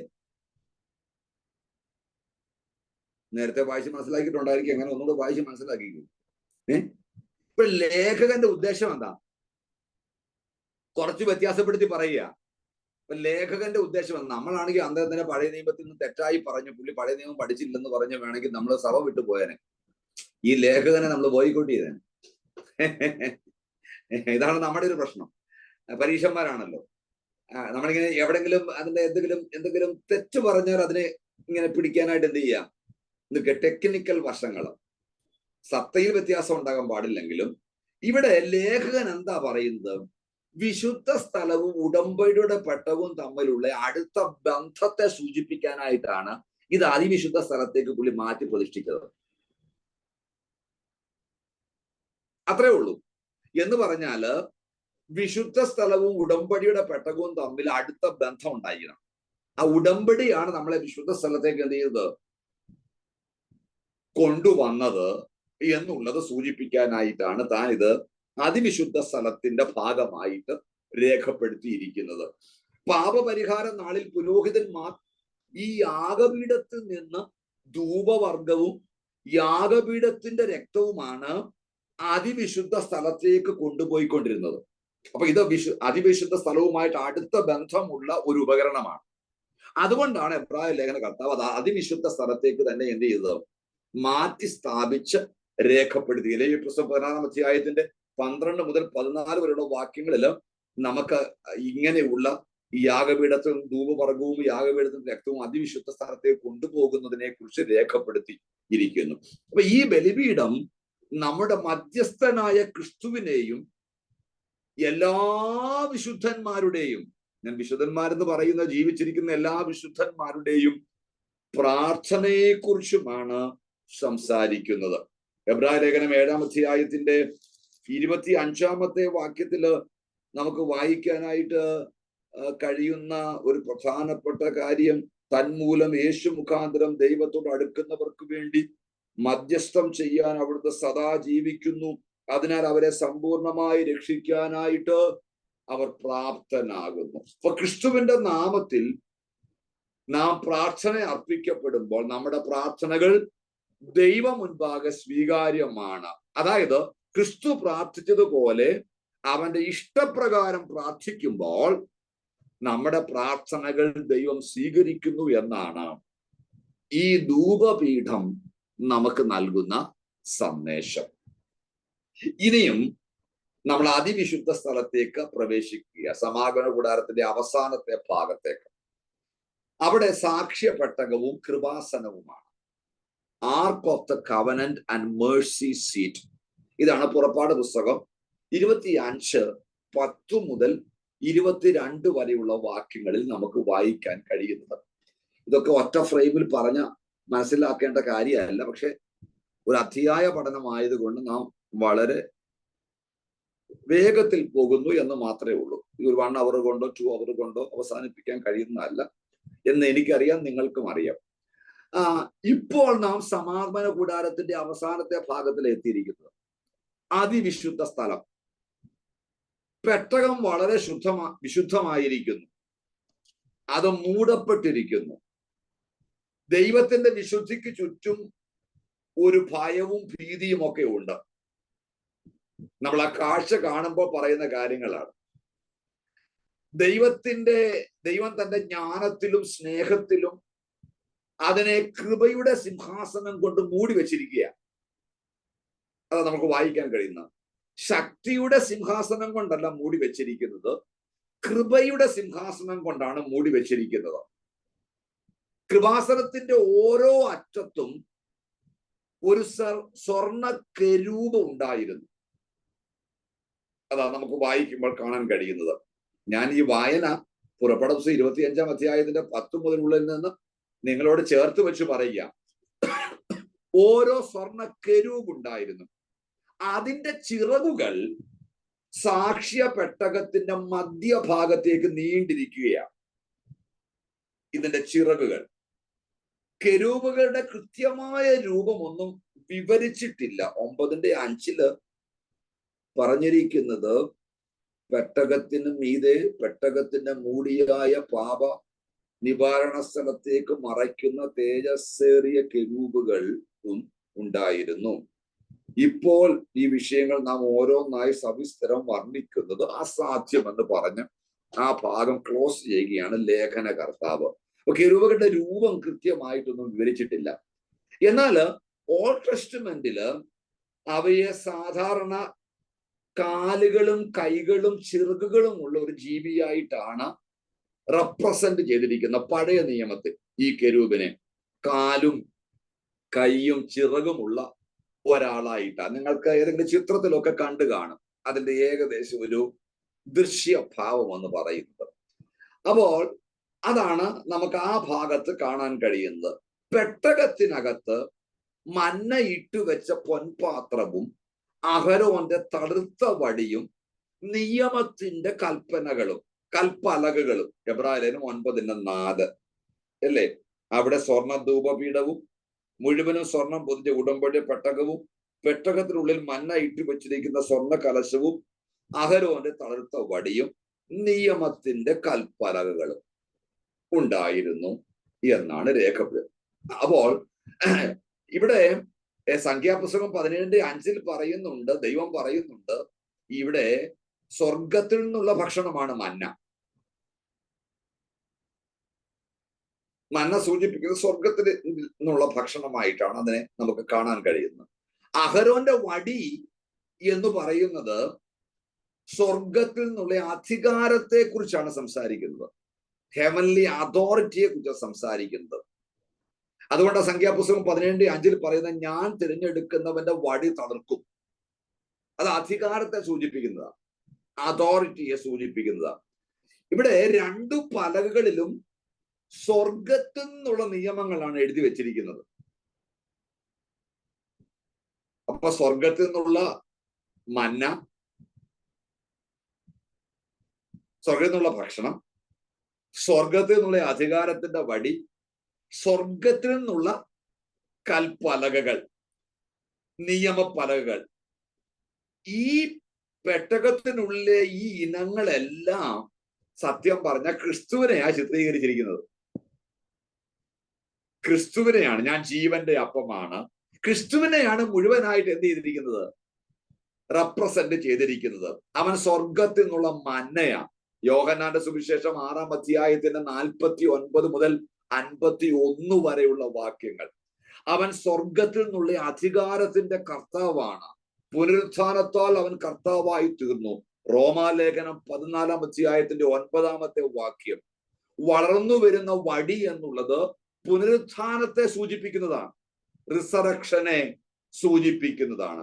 അവൻ സ്വർഗത്തിൽ നിന്നുള്ള രാജാവാണ്. അവൻ നമുക്ക് കൽപ്പനകളെ തരുന്നു. ക്രിസ്തു നമ്മുടെ മന്നയാണ്. നമുക്കവനെ ഭക്ഷിക്കാം. എന്നെ തിന്നുന്നവൻ എൻ മൂലം ജീവിക്കുന്നു. അവൻ കർത്താവാണ്. നമുക്കവനെ ആരാധിക്കാം. അവൻ രാജാവാണ്. അവനെ നമുക്ക് അനുസരിക്കാം. ഇവിടെ പെട്ടകത്തിൽ മന്ന അഴുകിയില്ല. ദൈവത്തിന്റെ സാന്നിധ്യം ആസ്വദിക്കുന്ന ഒരാളുടെ പുതുമയെ കുറിച്ച് അവിടെ പറഞ്ഞിരിക്കുന്നത്. ജീവന്റെ അപ്പത്തെ ആസ്വദിക്കുന്ന ഒരുവനും എന്ത് ചെയ്യത്തില്ല, ഒരിക്കലും പുതുമ നഷ്ടപ്പെടില്ല. അവൻ എപ്പോഴും ഫ്രഷ് ആയിട്ട് എന്ത് ചെയ്യും, ഇരിക്കും. അവൻ തൻ്റെ മുമ്പിൽ എല്ലാം പുതുതാക്കുകയും എല്ലാം സൂക്ഷിക്കുകയും ചെയ്യുമെന്നുള്ളതാണ് ഈ ഭാഗത്ത് നൽകുന്ന പ്രത്യേകമായ വിസ്താര ഭാഗത്ത് ഞാൻ പെട്ടെന്ന് പറഞ്ഞു പോകുക. ഓൾഡ് ടെസ്റ്റ്മെന്റിൽ നമുക്ക് കരുണയുടെ ഇരിപ്പിടത്തെ കുറിച്ചാണ് സംസാരിക്കുന്നത്. ന്യൂ ടെസ്റ്റ്മെന്റിൽ പറയുന്ന കൃപയുടെ സിംഹാസനം എന്നാണ് പറഞ്ഞിരിക്കുന്നത്. ഈ തമ്മിൽ വലിയ വ്യത്യാസങ്ങളൊന്നുമില്ല. നമ്മുടെ പാപങ്ങൾ ക്രിസ്തുവിന്റെ രക്തത്താൽ മൂടപ്പെട്ടിരിക്കുന്നതിനാൽ നമുക്ക് കൃപയുടെ സിംഹാസനത്തിൽ ധൈര്യത്തോടെ വരാൻ കഴിയും. എബ്രായലേഖനം 4-ാം അധ്യായത്തിന്റെ 15-16 വാക്യങ്ങളുടെ സൂചനയാണ് നൽകുന്നത്. അങ്ങനെ നമുക്ക് കരുണ ലഭിക്കുവാനും തത്സമയത്ത് സഹായത്തിനുള്ള കൃപ കണ്ടെത്തുവാനും ഏത് സമയത്തും കർത്താവിന്റെ അടുക്കലേക്ക് വരാൻ കഴിയുമെന്നുള്ളതാണ് ഈ സാക്ഷ്യപെട്ടകവും കൃപാസനവും നമ്മെ സൂചിപ്പിക്കുന്നത്. ഇത് വളരെ പ്രധാനപ്പെട്ട ഒരു കാര്യമാണ്. ഇനി ഇതിനകത്ത് ഒരു എലിമെന്റ്സ് കൂടെ പറഞ്ഞ് ഞാൻ അടുത്ത ഭാഗത്തേക്ക് പോകാനായിട്ട് അല്ലെങ്കിൽ ഇത് ഉപസംഹരിക്കാൻ ഒരു ശ്രമം നടത്തുക. മുഴുവൻ ഇത് പറയാൻ ഇന്ന് കഴിയില്ല. എങ്കിൽ ഇത് ഉപസംഹരിക്കണം. നാം അടുത്ത പ്രാവശ്യം പുതിയ ഒരു സിസ്റ്റം 10-ാം അധ്യായം തൊട്ട് ഒരു എബ്രായ ലേഖനത്തിന്റെ 2-ാം ഭാഗമാണ് 10-ാം അധ്യായം തൊട്ട് 9-ാം അധ്യായം വരെ ഉള്ള കാര്യങ്ങൾ കൊണ്ട് ഒരു സെക്ഷൻ അവസാനിക്കുകയാണ് രചനയിൽ. പുതിയൊരു ഭാഗത്തേക്കാണ് ലേഖനകർത്താവ് നമ്മളെ കൊണ്ടുപോകുന്നത്. ഇവിടെ ഒരു ഇന്നർ വെയിലുണ്ട്, അകത്തെ തിരശീല. അത് പുറപ്പാട് പുസ്തകം 26-ാം അധ്യായത്തിന്റെ 31 മുതൽ 35 വരെയുള്ള വാക്യങ്ങളിലുണ്ട് ഇന്നർ വെയിലിനെ കുറിച്ച്, അകത്തെ തിരശീല. ഇത് വിശുദ്ധ സ്ഥലത്തെയും അതിവിശുദ്ധ സ്ഥലത്തെയും വിഭജിക്കുന്ന ഒരു തിരശീലയാണ്. ഇതിന്റെ ഫർണിച്ചറിനെ കുറിച്ച് ഞാൻ പറഞ്ഞു വരുന്നത് ഇതിനകത്തുള്ള ഓരോ ഉപകരണങ്ങളെ കുറിച്ചാണ്. ഇവിടെ കെരൂബുകളുടെ ചിത്രങ്ങൾ കൊണ്ട് നെയ്തതാണ് ഈ തിരശീല. കെരൂബുകളുടെ ചിത്രങ്ങൾ കൊണ്ട് നെയ്തെടുത്തതാണ്. അപ്പൊ പെട്ടകത്തെയാണ് ഇത് സംരക്ഷിക്കുന്നത്, ഈ തിരശീല. അതുകൊണ്ട് തന്നെ കൂടാരവാതിലിലുള്ള മറശീല എന്നൊക്കെയാണ് പുറപ്പാട് പുസ്തകം 39-ാമത്തെ അധ്യായത്തിന്റെ 34-ാമത്തെ വാക്യത്തിലും സംഖ്യാപുസ്തകം 4-5 ഒക്കെ ഇതിനെ പറഞ്ഞിരിക്കുന്നത്. കൂടാരവാതിലിനുള്ള മറശീല എന്നാണ് അതിനെ വിളിച്ചിരിക്കുന്നത്. അപ്പൊ ക്രിസ്തു മരിച്ചു കഴിഞ്ഞപ്പോൾ ഈ കൂടാരവാതിലിന്റെ മറശ്ശീല എന്ത് ചെയ്തു? മുകളിൽ നിന്ന് താഴോട്ട് അങ്ങ് കീറിപ്പോയി. മർക്കോസ് 15:38. വിശ്വാസിക്ക് അതുകൊണ്ട് എന്താ ഒരു ഗുണം ഉണ്ടായത്? നേരിട്ട് പരിശുദ്ധ സ്ഥലത്തേക്ക് പ്രവേശനമുണ്ട്. എബ്രായ ലേഖനത്തിൽ പറഞ്ഞിരിക്കുന്ന വാക്യം ഞാൻ ഉദ്ധരിക്കുകയാണ്. അതുകൊണ്ട് സഹോദരന്മാരെ, യേശു തന്റെ ദേഹം എന്ന തിരുശരീരത്തിൽ കൂടി നമുക്ക് പ്രതിഷ്ഠിച്ച ജീവനുള്ള പുതുവഴിയായി തന്റെ രക്തത്താൽ വിശുദ്ധ മന്ദിരത്തിലേക്ക് പ്രവേശിക്കുന്നതിന് ധൈര്യവും ദേവാലയത്തിന്റെ മേൽ ഒരു മഹാപുരോഹിതന് നമുക്കുള്ളത് കൊണ്ട് നമുക്ക് കർത്താവിന്റെ സന്നിധിയിൽ എന്ത് ചെയ്യാം? ധൈര്യത്തോടെ അടുത്ത് ചെല്ലാനായിട്ട് കഴിയും. അതുകൊണ്ട് ഇന്ന് നമുക്കൊരു മനുഷ്യ മധ്യസ്ഥന്റെ ആവശ്യമില്ല. എന്നാൽ മറന്നു പോകരുത്, നമുക്കൊരു സ്വർഗീയ മഹാപുരോഹിതനായ മധ്യസ്ഥനായ ക്രിസ്തുവിനെ ആവശ്യമുണ്ട്.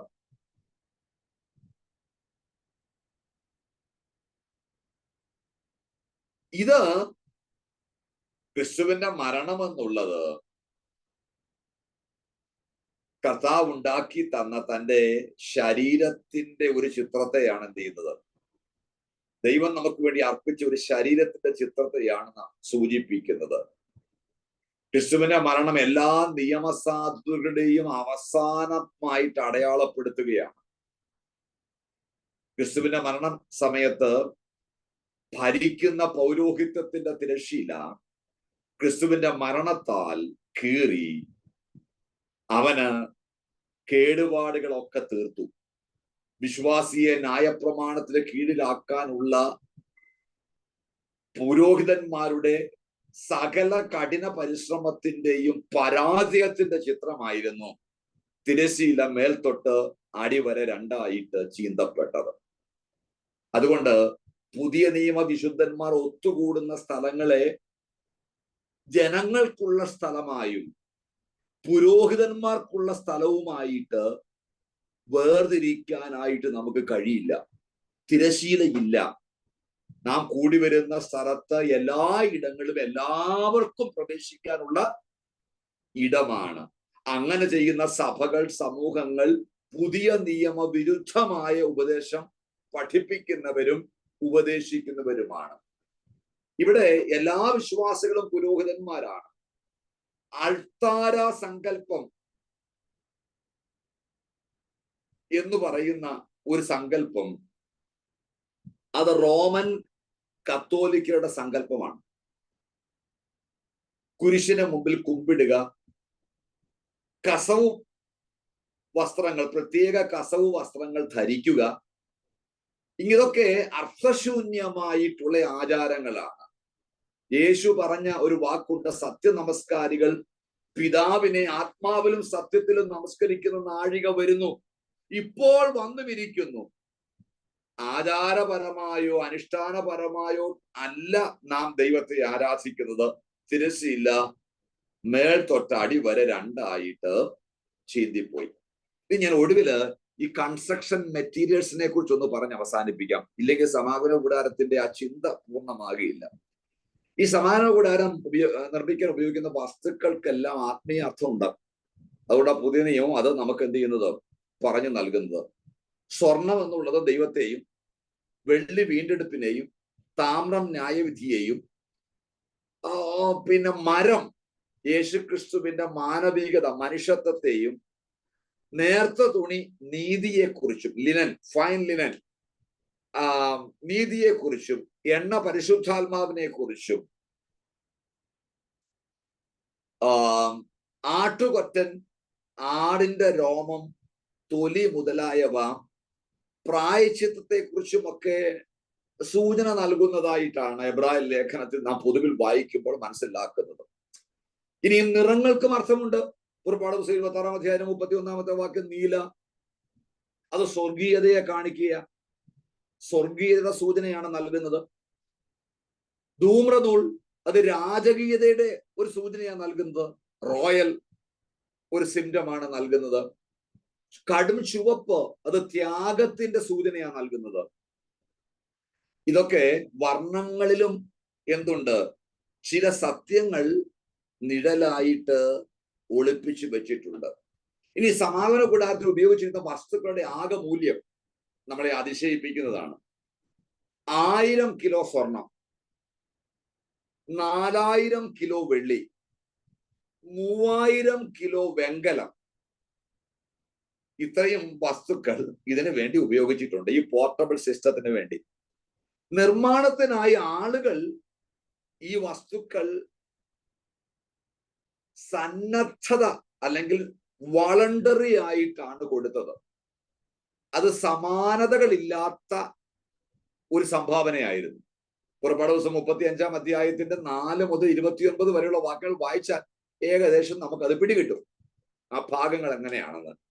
എന്ന് പറഞ്ഞാല് ഈ കൂടാരം ഉണ്ടാക്കുവാനായിട്ട് ജനങ്ങൾ നൽകിയ ഔദാര്യം സമാനതകളില്ലാത്ത ഔദാര്യം ആയിരുന്നു. ഇനിയും ഞാനത് കൺക്ലൂഷനിലേക്ക് പോവുകയാണ്. ഇത്രയും കാര്യങ്ങൾ ജനറൽ ആയിട്ട് മനസ്സിലായി. ചില ആത്മീയ സത്യങ്ങൾ കൂടെ ഞാൻ എബ്രായ ലേഖനത്തിന്റെ അടിസ്ഥാനത്തിൽ വ്യാഖ്യാനിച്ച് നൽകാനായി 9-ാമത്തെ അധ്യായത്തിന്റെ അടിസ്ഥാനത്തിൽ വ്യാഖ്യാനിച്ച് നൽകാനായി ശ്രമിച്ചു. എബ്രായ ലേഖനം 9-ലെ ആദ്യ 10 വാക്യങ്ങൾ ഭൗമിക കൂടാരത്തെ കുറിച്ചാണ് പറഞ്ഞിരിക്കുന്നത്. ശേഷിക്കുന്ന കാര്യങ്ങൾ സ്വർഗീയ കൂടാരത്തെ കുറിച്ചാണ് പറഞ്ഞിരിക്കുന്നത്. ശേഷിക്കുന്ന വാക്യങ്ങൾ ക്രിസ്തു സ്വർഗീയ കൂടാരത്തിൽ പ്രവേശിച്ചതിനാല് നമുക്ക് ലഭിച്ച അനുഗ്രഹങ്ങളാണ് അവിടെ പറഞ്ഞിരിക്കുന്നത്. ഒന്ന് 15-ാമത്തെ വാക്യത്തിലും 22-ാമത്തെ വാക്യത്തിലും 26-ാമത്തെ വാക്യത്തിലും നമുക്ക് പാപമോചനമുണ്ട് എന്ന് പറഞ്ഞാൽ നമ്മുടെ നിക്ഷേപത്തിൽ ഒരു പാപവുമില്ല. നാം നന്നായി ശുദ്ധീകരിക്കപ്പെട്ടു. നാം നന്നായി, അതുകൊണ്ട് നമുക്ക് കഴുകിയാൽ മാത്രം മതി. ഇനി ഒരു ശുദ്ധീകരണത്തിന്റെ ആവശ്യം ഇല്ല. നാം ശുദ്ധിയുള്ളവരാണ്. നാം കഴുകിയാൽ മാത്രം മതി. 2, നമുക്ക് ദൈവം മുൻപാകെ അവകാശമുണ്ട്. 24-ാമത്തെ വാക്യം. എന്താ അതിന്റെ അർത്ഥം? നാം അവനുമായി നിരപ്പ് പ്രാപിക്കുകയും തകർന്നിരുന്ന കൂട്ടായ്മ പൂർണ്ണമായി പുനഃസ്ഥാപിക്കപ്പെടുകയും ചെയ്തു. അങ്ങനെ കൂട്ടായ്മ പുനഃസ്ഥാപിക്കപ്പെട്ടപ്പോൾ നമുക്ക് ലഭിച്ചത് ദൈവം മുൻപാകെയുള്ള അവകാശമാണ്. ബന്ധം പുനഃസ്ഥാപിക്കാതെ അവകാശം ഇല്ലല്ലോ. അനുരഞ്ജനമില്ലാതെ അവകാശം ആർക്കും ചോദിക്കാൻ പറ്റില്ല. അപ്പോൾ മുഴുവൻ അവകാശവും കർത്താവ് നമുക്ക് നൽകി അനുരഞ്ജനത്തിലൂടെ. അതിനും ഇനിഷ്യേറ്റീവ് എടുത്തതാരാണ്? നമ്മളല്ല, ദൈവമാണ് അതിനുവേണ്ടി ഇനിഷ്യേറ്റീവ് എടുത്തത്. 3, നമുക്ക് ദൈവത്തിന്റെ സാന്നിധ്യത്തിലേക്ക് പ്രവേശനമുണ്ട്. 9-ന്റെ 8, 11, 12 വാക്യങ്ങൾ. മനുഷ്യന്റെ മധ്യസ്ഥതയുടെ ആവശ്യമില്ല. സമാഗമന കൂടാരത്തിൽ ഒരുപാട് ആളുകളുടെ സഹായം ആവശ്യമായിരുന്നു. എന്നാൽ നമുക്കിനി ആരുടെയും സഹായം ആവശ്യമില്ല. ദൈവത്തിന്റെ സാന്നിധ്യത്തിലേക്ക് നമുക്ക് പ്രവേശനം സൗജന്യമായിട്ട് നമുക്ക് നൽകിയിരിക്കുകയാണ്. 4, 14-ാമത്തെ വാക്യമാണ്. ജീവനുള്ള ദൈവത്തെ സേവിക്കാൻ നമ്മുടെ മനസാക്ഷി ശുദ്ധീകരിക്കപ്പെട്ടിരിക്കുകയാണ്. അവനോടുള്ള നമ്മുടെ ശുശ്രൂഷ ഇപ്പോൾ സ്വീകാര്യമാണ്. കാരണം ജീവനുള്ള ദൈവത്തെ സേവിക്കാനായിട്ട് നമുക്ക് ഒരു നല്ല മനസാക്ഷി, ശുദ്ധിയുള്ള മനസാക്ഷി ദൈവം നമുക്ക് നൽകിയിരിക്കുകയാണ്. വിവരിക്കാൻ സമയമില്ലാത്തതുകൊണ്ട് 9-ാമത്തെ അധ്യായം കൺക്ലൂഡ് ചെയ്യാൻ പോവുക. 5-ാമത്തെ ഭാഗം നമുക്ക് പൂർണ്ണമായ രക്ഷയും നിത്യമായ വീണ്ടെടുപ്പുമുണ്ട്. 12, 28 വാക്യങ്ങൾ വായിക്കാൻ സമയമില്ലാത്തതുകൊണ്ടാണ്. പൂർണ്ണമായ രക്ഷയും നിത്യമായ വീണ്ടെടുപ്പും നമുക്ക് ക്രിസ്തു മുഖാന്തരം ഉണ്ട്. നാം ഇപ്പോൾ പാപത്തിന്റെ ശിക്ഷയിൽ നിന്നും ശക്തിയിൽ നിന്നുമുള്ള രക്ഷയാണ് ആസ്വദിക്കുന്നത്. എന്നാൽ പാപത്തിന്റെ സാന്നിധ്യത്തിൽ നിന്നുള്ള രക്ഷയ്ക്കായി നാം കാത്തിരിക്കുകയാണ്. 28-ാമത്തെ വാക്യം പൗലോസ് അല്ലെങ്കിൽ ലേഖനകർത്താവ് പറയുന്നത്, തനിക്കായി കാത്തു നിൽക്കുന്നവരുടെ രക്ഷയ്ക്കായി അവൻ പാപം കൂടാതെ രണ്ടാമതും പ്രത്യക്ഷനാകും. ഇത് പറഞ്ഞാണ് ഈ അധ്യായത്തിന്റെ ഏറ്റവും പ്രധാനപ്പെട്ട ഭാഗത്തേക്ക് നമ്മളെ കൊണ്ടുപോകുന്നത്. ഈ 5 വിധത്തിലുള്ള സ്വർഗീയ കൂടാരത്തിൽ നാം പ്രവേശിച്ചിരിക്കുമ്പോൾ ലഭിക്കുന്ന അനുഗ്രഹങ്ങൾ പറഞ്ഞാണ് ഈ അധ്യായം അവസാനിക്കുന്നത്. അപ്പൊ ഇന്ന് നാം 9-ാം അധ്യായത്തെ ഒരു ഓട്ടപ്രദക്ഷിണം നടത്തി 9:30 മണിയായി. 8 മണിക്ക് നാം തുടങ്ങി 1.5 മണിക്കൂർ കൊണ്ട് നമ്മൾ ഇതിനെ എന്ത് ചെയ്തു? പെട്ടെന്ന് ഓടി തീർത്തു. നമുക്ക് സാവധാനതയിൽ സംസാരിച്ച് ചിന്തിച്ചു പോയി കഴിഞ്ഞാൽ ഒരുപാട് മണിക്കൂറുകൾ നാം എടുക്കേണ്ടി വരും. അടുത്ത ആഴ്ച നെക്സ്റ്റ് നമ്മുടെ ഒരുമിച്ചുള്ള ഗ്യാതറിംഗിൽ 10-ാമത്തെ അധ്യായം മുതൽ നാം തുടങ്ങുകയാണ്. 10-ാമത്തെ അധ്യായം വിശ്വാസം, പ്രത്യാശ, സ്നേഹം. 11, 12, 13 അധ്യായങ്ങളുടെ ആമുഖമാണ് 10-ാം അധ്യായം, ഇൻട്രൊഡക്ഷനാണ്. അതിനുശേഷം ഇതിന് ജനറലായിട്ട് വിശ്വാസം, പ്രത്യാശ, സ്നേഹം എന്നത് നാം 10-ാം അധ്യായത്തിൽ ചിന്തിക്കും. 11-ാം അധ്യായത്തിൽ വിശ്വാസത്തെ കുറിച്ച് നാം സെപ്പറേറ്റ് ചിന്തിക്കും. എന്താണ് ദൈവം പ്രസാദിക്കുന്ന വിശ്വാസം? പിന്നെ അടുത്ത ഭാഗത്ത് പ്രത്യാശത്തെക്കുറിച്ചും സ്നേഹത്തെക്കുറിച്ചും ഓരോ അധ്യായങ്ങൾ നമുക്ക് നൽകുന്നുണ്ട്. അത് ഡീറ്റെയിൽ ആയിട്ട് നമ്മൾ ചിന്തിക്കുകയാണ്. ഈ എബ്രായ ലേഖനത്തിന്റെ പഠനത്തിന്റെ 2-ാമത്തെ ഭാഗം എന്നുള്ളത്. അടുത്ത പ്രാവശ്യം നാം കൂടി വരുമ്പോൾ 2-ാമത്തെ ഭാഗത്തേക്ക് പ്രവേശിക്കും. എനിക്ക് തോന്നുന്നു ഈ അധ്യായത്തിലെ ഏറ്റവും പ്രധാനപ്പെട്ടതും ശ്രദ്ധിക്കപ്പെടേണ്ടതുമായിട്ടുള്ള അധ്യായങ്ങളാണ് 10, 11, 12, 13 അധ്യായങ്ങൾ. ഓക്കെ, നമ്മുടെ കണ്ണുകൾ അടയ്ക്കാം. ഒരു നിമിഷം ഞാൻ നിങ്ങളുടെ അനുമതിയോടുകൂടെ കർത്താവിന്റെ സന്നിധിയിൽ പ്രാർത്ഥിക്കുന്നു. പിതാവേ, ഞങ്ങൾക്ക് ഇങ്ങനെ നൽകിയ ഒരു വലിയ കൂട്ടായ്മയ്ക്കായിട്ട് സ്തോത്രം. സമാഗമന കൂടാരത്തിലൂടെ കർത്താവ് ഞങ്ങളുടെ ഹൃദയങ്ങളിലേക്ക് പുനഃസ്ഥാപിച്ച പരിശുദ്ധ സാന്നിധ്യത്തിന്റെ ചിന്ത എബ്രായ വരികളിലൂടെ, വ്യാഖ്യാനങ്ങളിലൂടെ, ചിന്തകളിലൂടെ ഞങ്ങൾക്ക് ഇന്ന് രാത്രി അവിടെ നൽകിയതിനാൽ ഞങ്ങൾ അങ്ങേക്ക് സ്തോത്രം ചെയ്യുന്നു.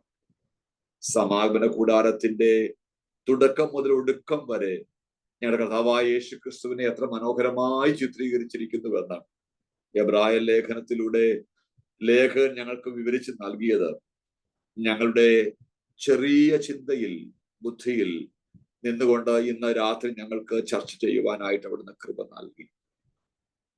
കർത്താവിന്റെ കൂടാരത്തിൽ ഞങ്ങൾക്ക് പ്രവേശിച്ചതിനാൽ ഞങ്ങൾക്ക് ലഭിച്ച ആത്മീയ അനുഗ്രഹങ്ങൾക്കായിട്ട് ഞങ്ങൾ അങ്ങേക്ക് സ്തോത്രം ചെയ്യുന്നു. ലഭിച്ച പാപമോചനത്തിനായിട്ട് കർത്താവെ നന്നായി ഞങ്ങളെ ശുദ്ധീകരിച്ച് അങ്ങയുടെ ശുദ്ധീകരണത്തിനായിട്ട് സ്തോത്രം. ദൈവോൻപാകെ ഞങ്ങൾക്ക് ലഭിച്ച അവകാശത്തിനായിട്ട് നന്ദി. ദൈവ സാന്നിധ്യത്തിലേക്ക് മറ്റൊരാളുടെ ഇടപെടലില്ലാതെ ഞങ്ങൾക്ക് സ്വതന്ത്രമായി പ്രവേശിക്കാനായിട്ട് ദൈവം നൽകിയ സാവകാശത്തിനായിട്ട് സ്തോത്രം ചെയ്യുന്നു. ജീവനുള്ള ദൈവത്തെ സേവിക്കുവാനായിട്ട് ഞങ്ങളുടെ മനസാക്ഷിയെ അവിടുന്ന് ശുദ്ധീകരിച്ചതിനാൽ ഞങ്ങൾ അങ്ങേക്ക് നന്ദി പറയുന്നു. അത് കുറ്റം വിധിക്കുന്ന മനസാക്ഷിയല്ല, ക്രിസ്തുയേശുവിൽ ഞങ്ങളെ ശുദ്ധീകരിക്കുന്ന മനസാക്ഷിയാകയാൽ ഞങ്ങൾ അങ്ങേക്ക് സ്തോത്രം ചെയ്യുന്നു. കർത്താവേ, ഞങ്ങൾക്ക് പൂർണ്ണമായ രക്ഷയും നിത്യമായൊരു വീണ്ടെടുപ്പും ഉള്ളതിനാൽ ഞങ്ങൾ നന്ദി പറയുന്നു. ഈ ദിവസങ്ങളില് തനിക്കായി കാത്തു നിൽക്കുന്നവരുടെ രക്ഷയ്ക്കായിട്ട് അവർ പാപം കൂടാതെ രണ്ടാമതും പ്രത്യക്ഷനാകുമെന്നുള്ള ആ വലിയ പ്രതീക്ഷയില് ഈ അധ്യായം ഞങ്ങൾ ഉപസംഹരിക്കുമ്പോൾ ഞങ്ങളുടെ ജീവിതത്തിന്റെ ഓരോ നിമിഷങ്ങളിലും ആ പ്രത്യാശയിൽ ഊന്നി കർത്താവെ ഞങ്ങളുടെ ജീവിതത്തെ മുൻപോട്ട് കൊണ്ടുപോകുവാനുള്ള കൃപ ഞങ്ങൾക്ക് നൽകണം. ഇന്ന് വചനം കേട്ട് ഞങ്ങളെ എല്ലാവരെയും ദൈവങ്ങളിലേക്ക് ഏൽപ്പിച്ച് പ്രാർത്ഥിക്കുന്നു. തുടർന്നുള്ള ഞങ്ങളുടെ ജീവിതയാത്രയിലും ദൈവത്തിന്റെ നാമത്തിന്റെ മഹത്വത്തിനായിട്ട് കർത്താവെ അങ്ങയുടെ വെളിച്ചം ഞങ്ങളുടെ ഇരുണ്ട ഭൂമിയിൽ പ്രകാശിപ്പിക്കപ്പെടുവാനായിട്ട് ഞങ്ങളെ ഒരു പ്രാവശ്യം കൂടെ സമർപ്പിക്കുന്നു. യേശുവിന്റെ നാമത്തിൽ തന്നെ.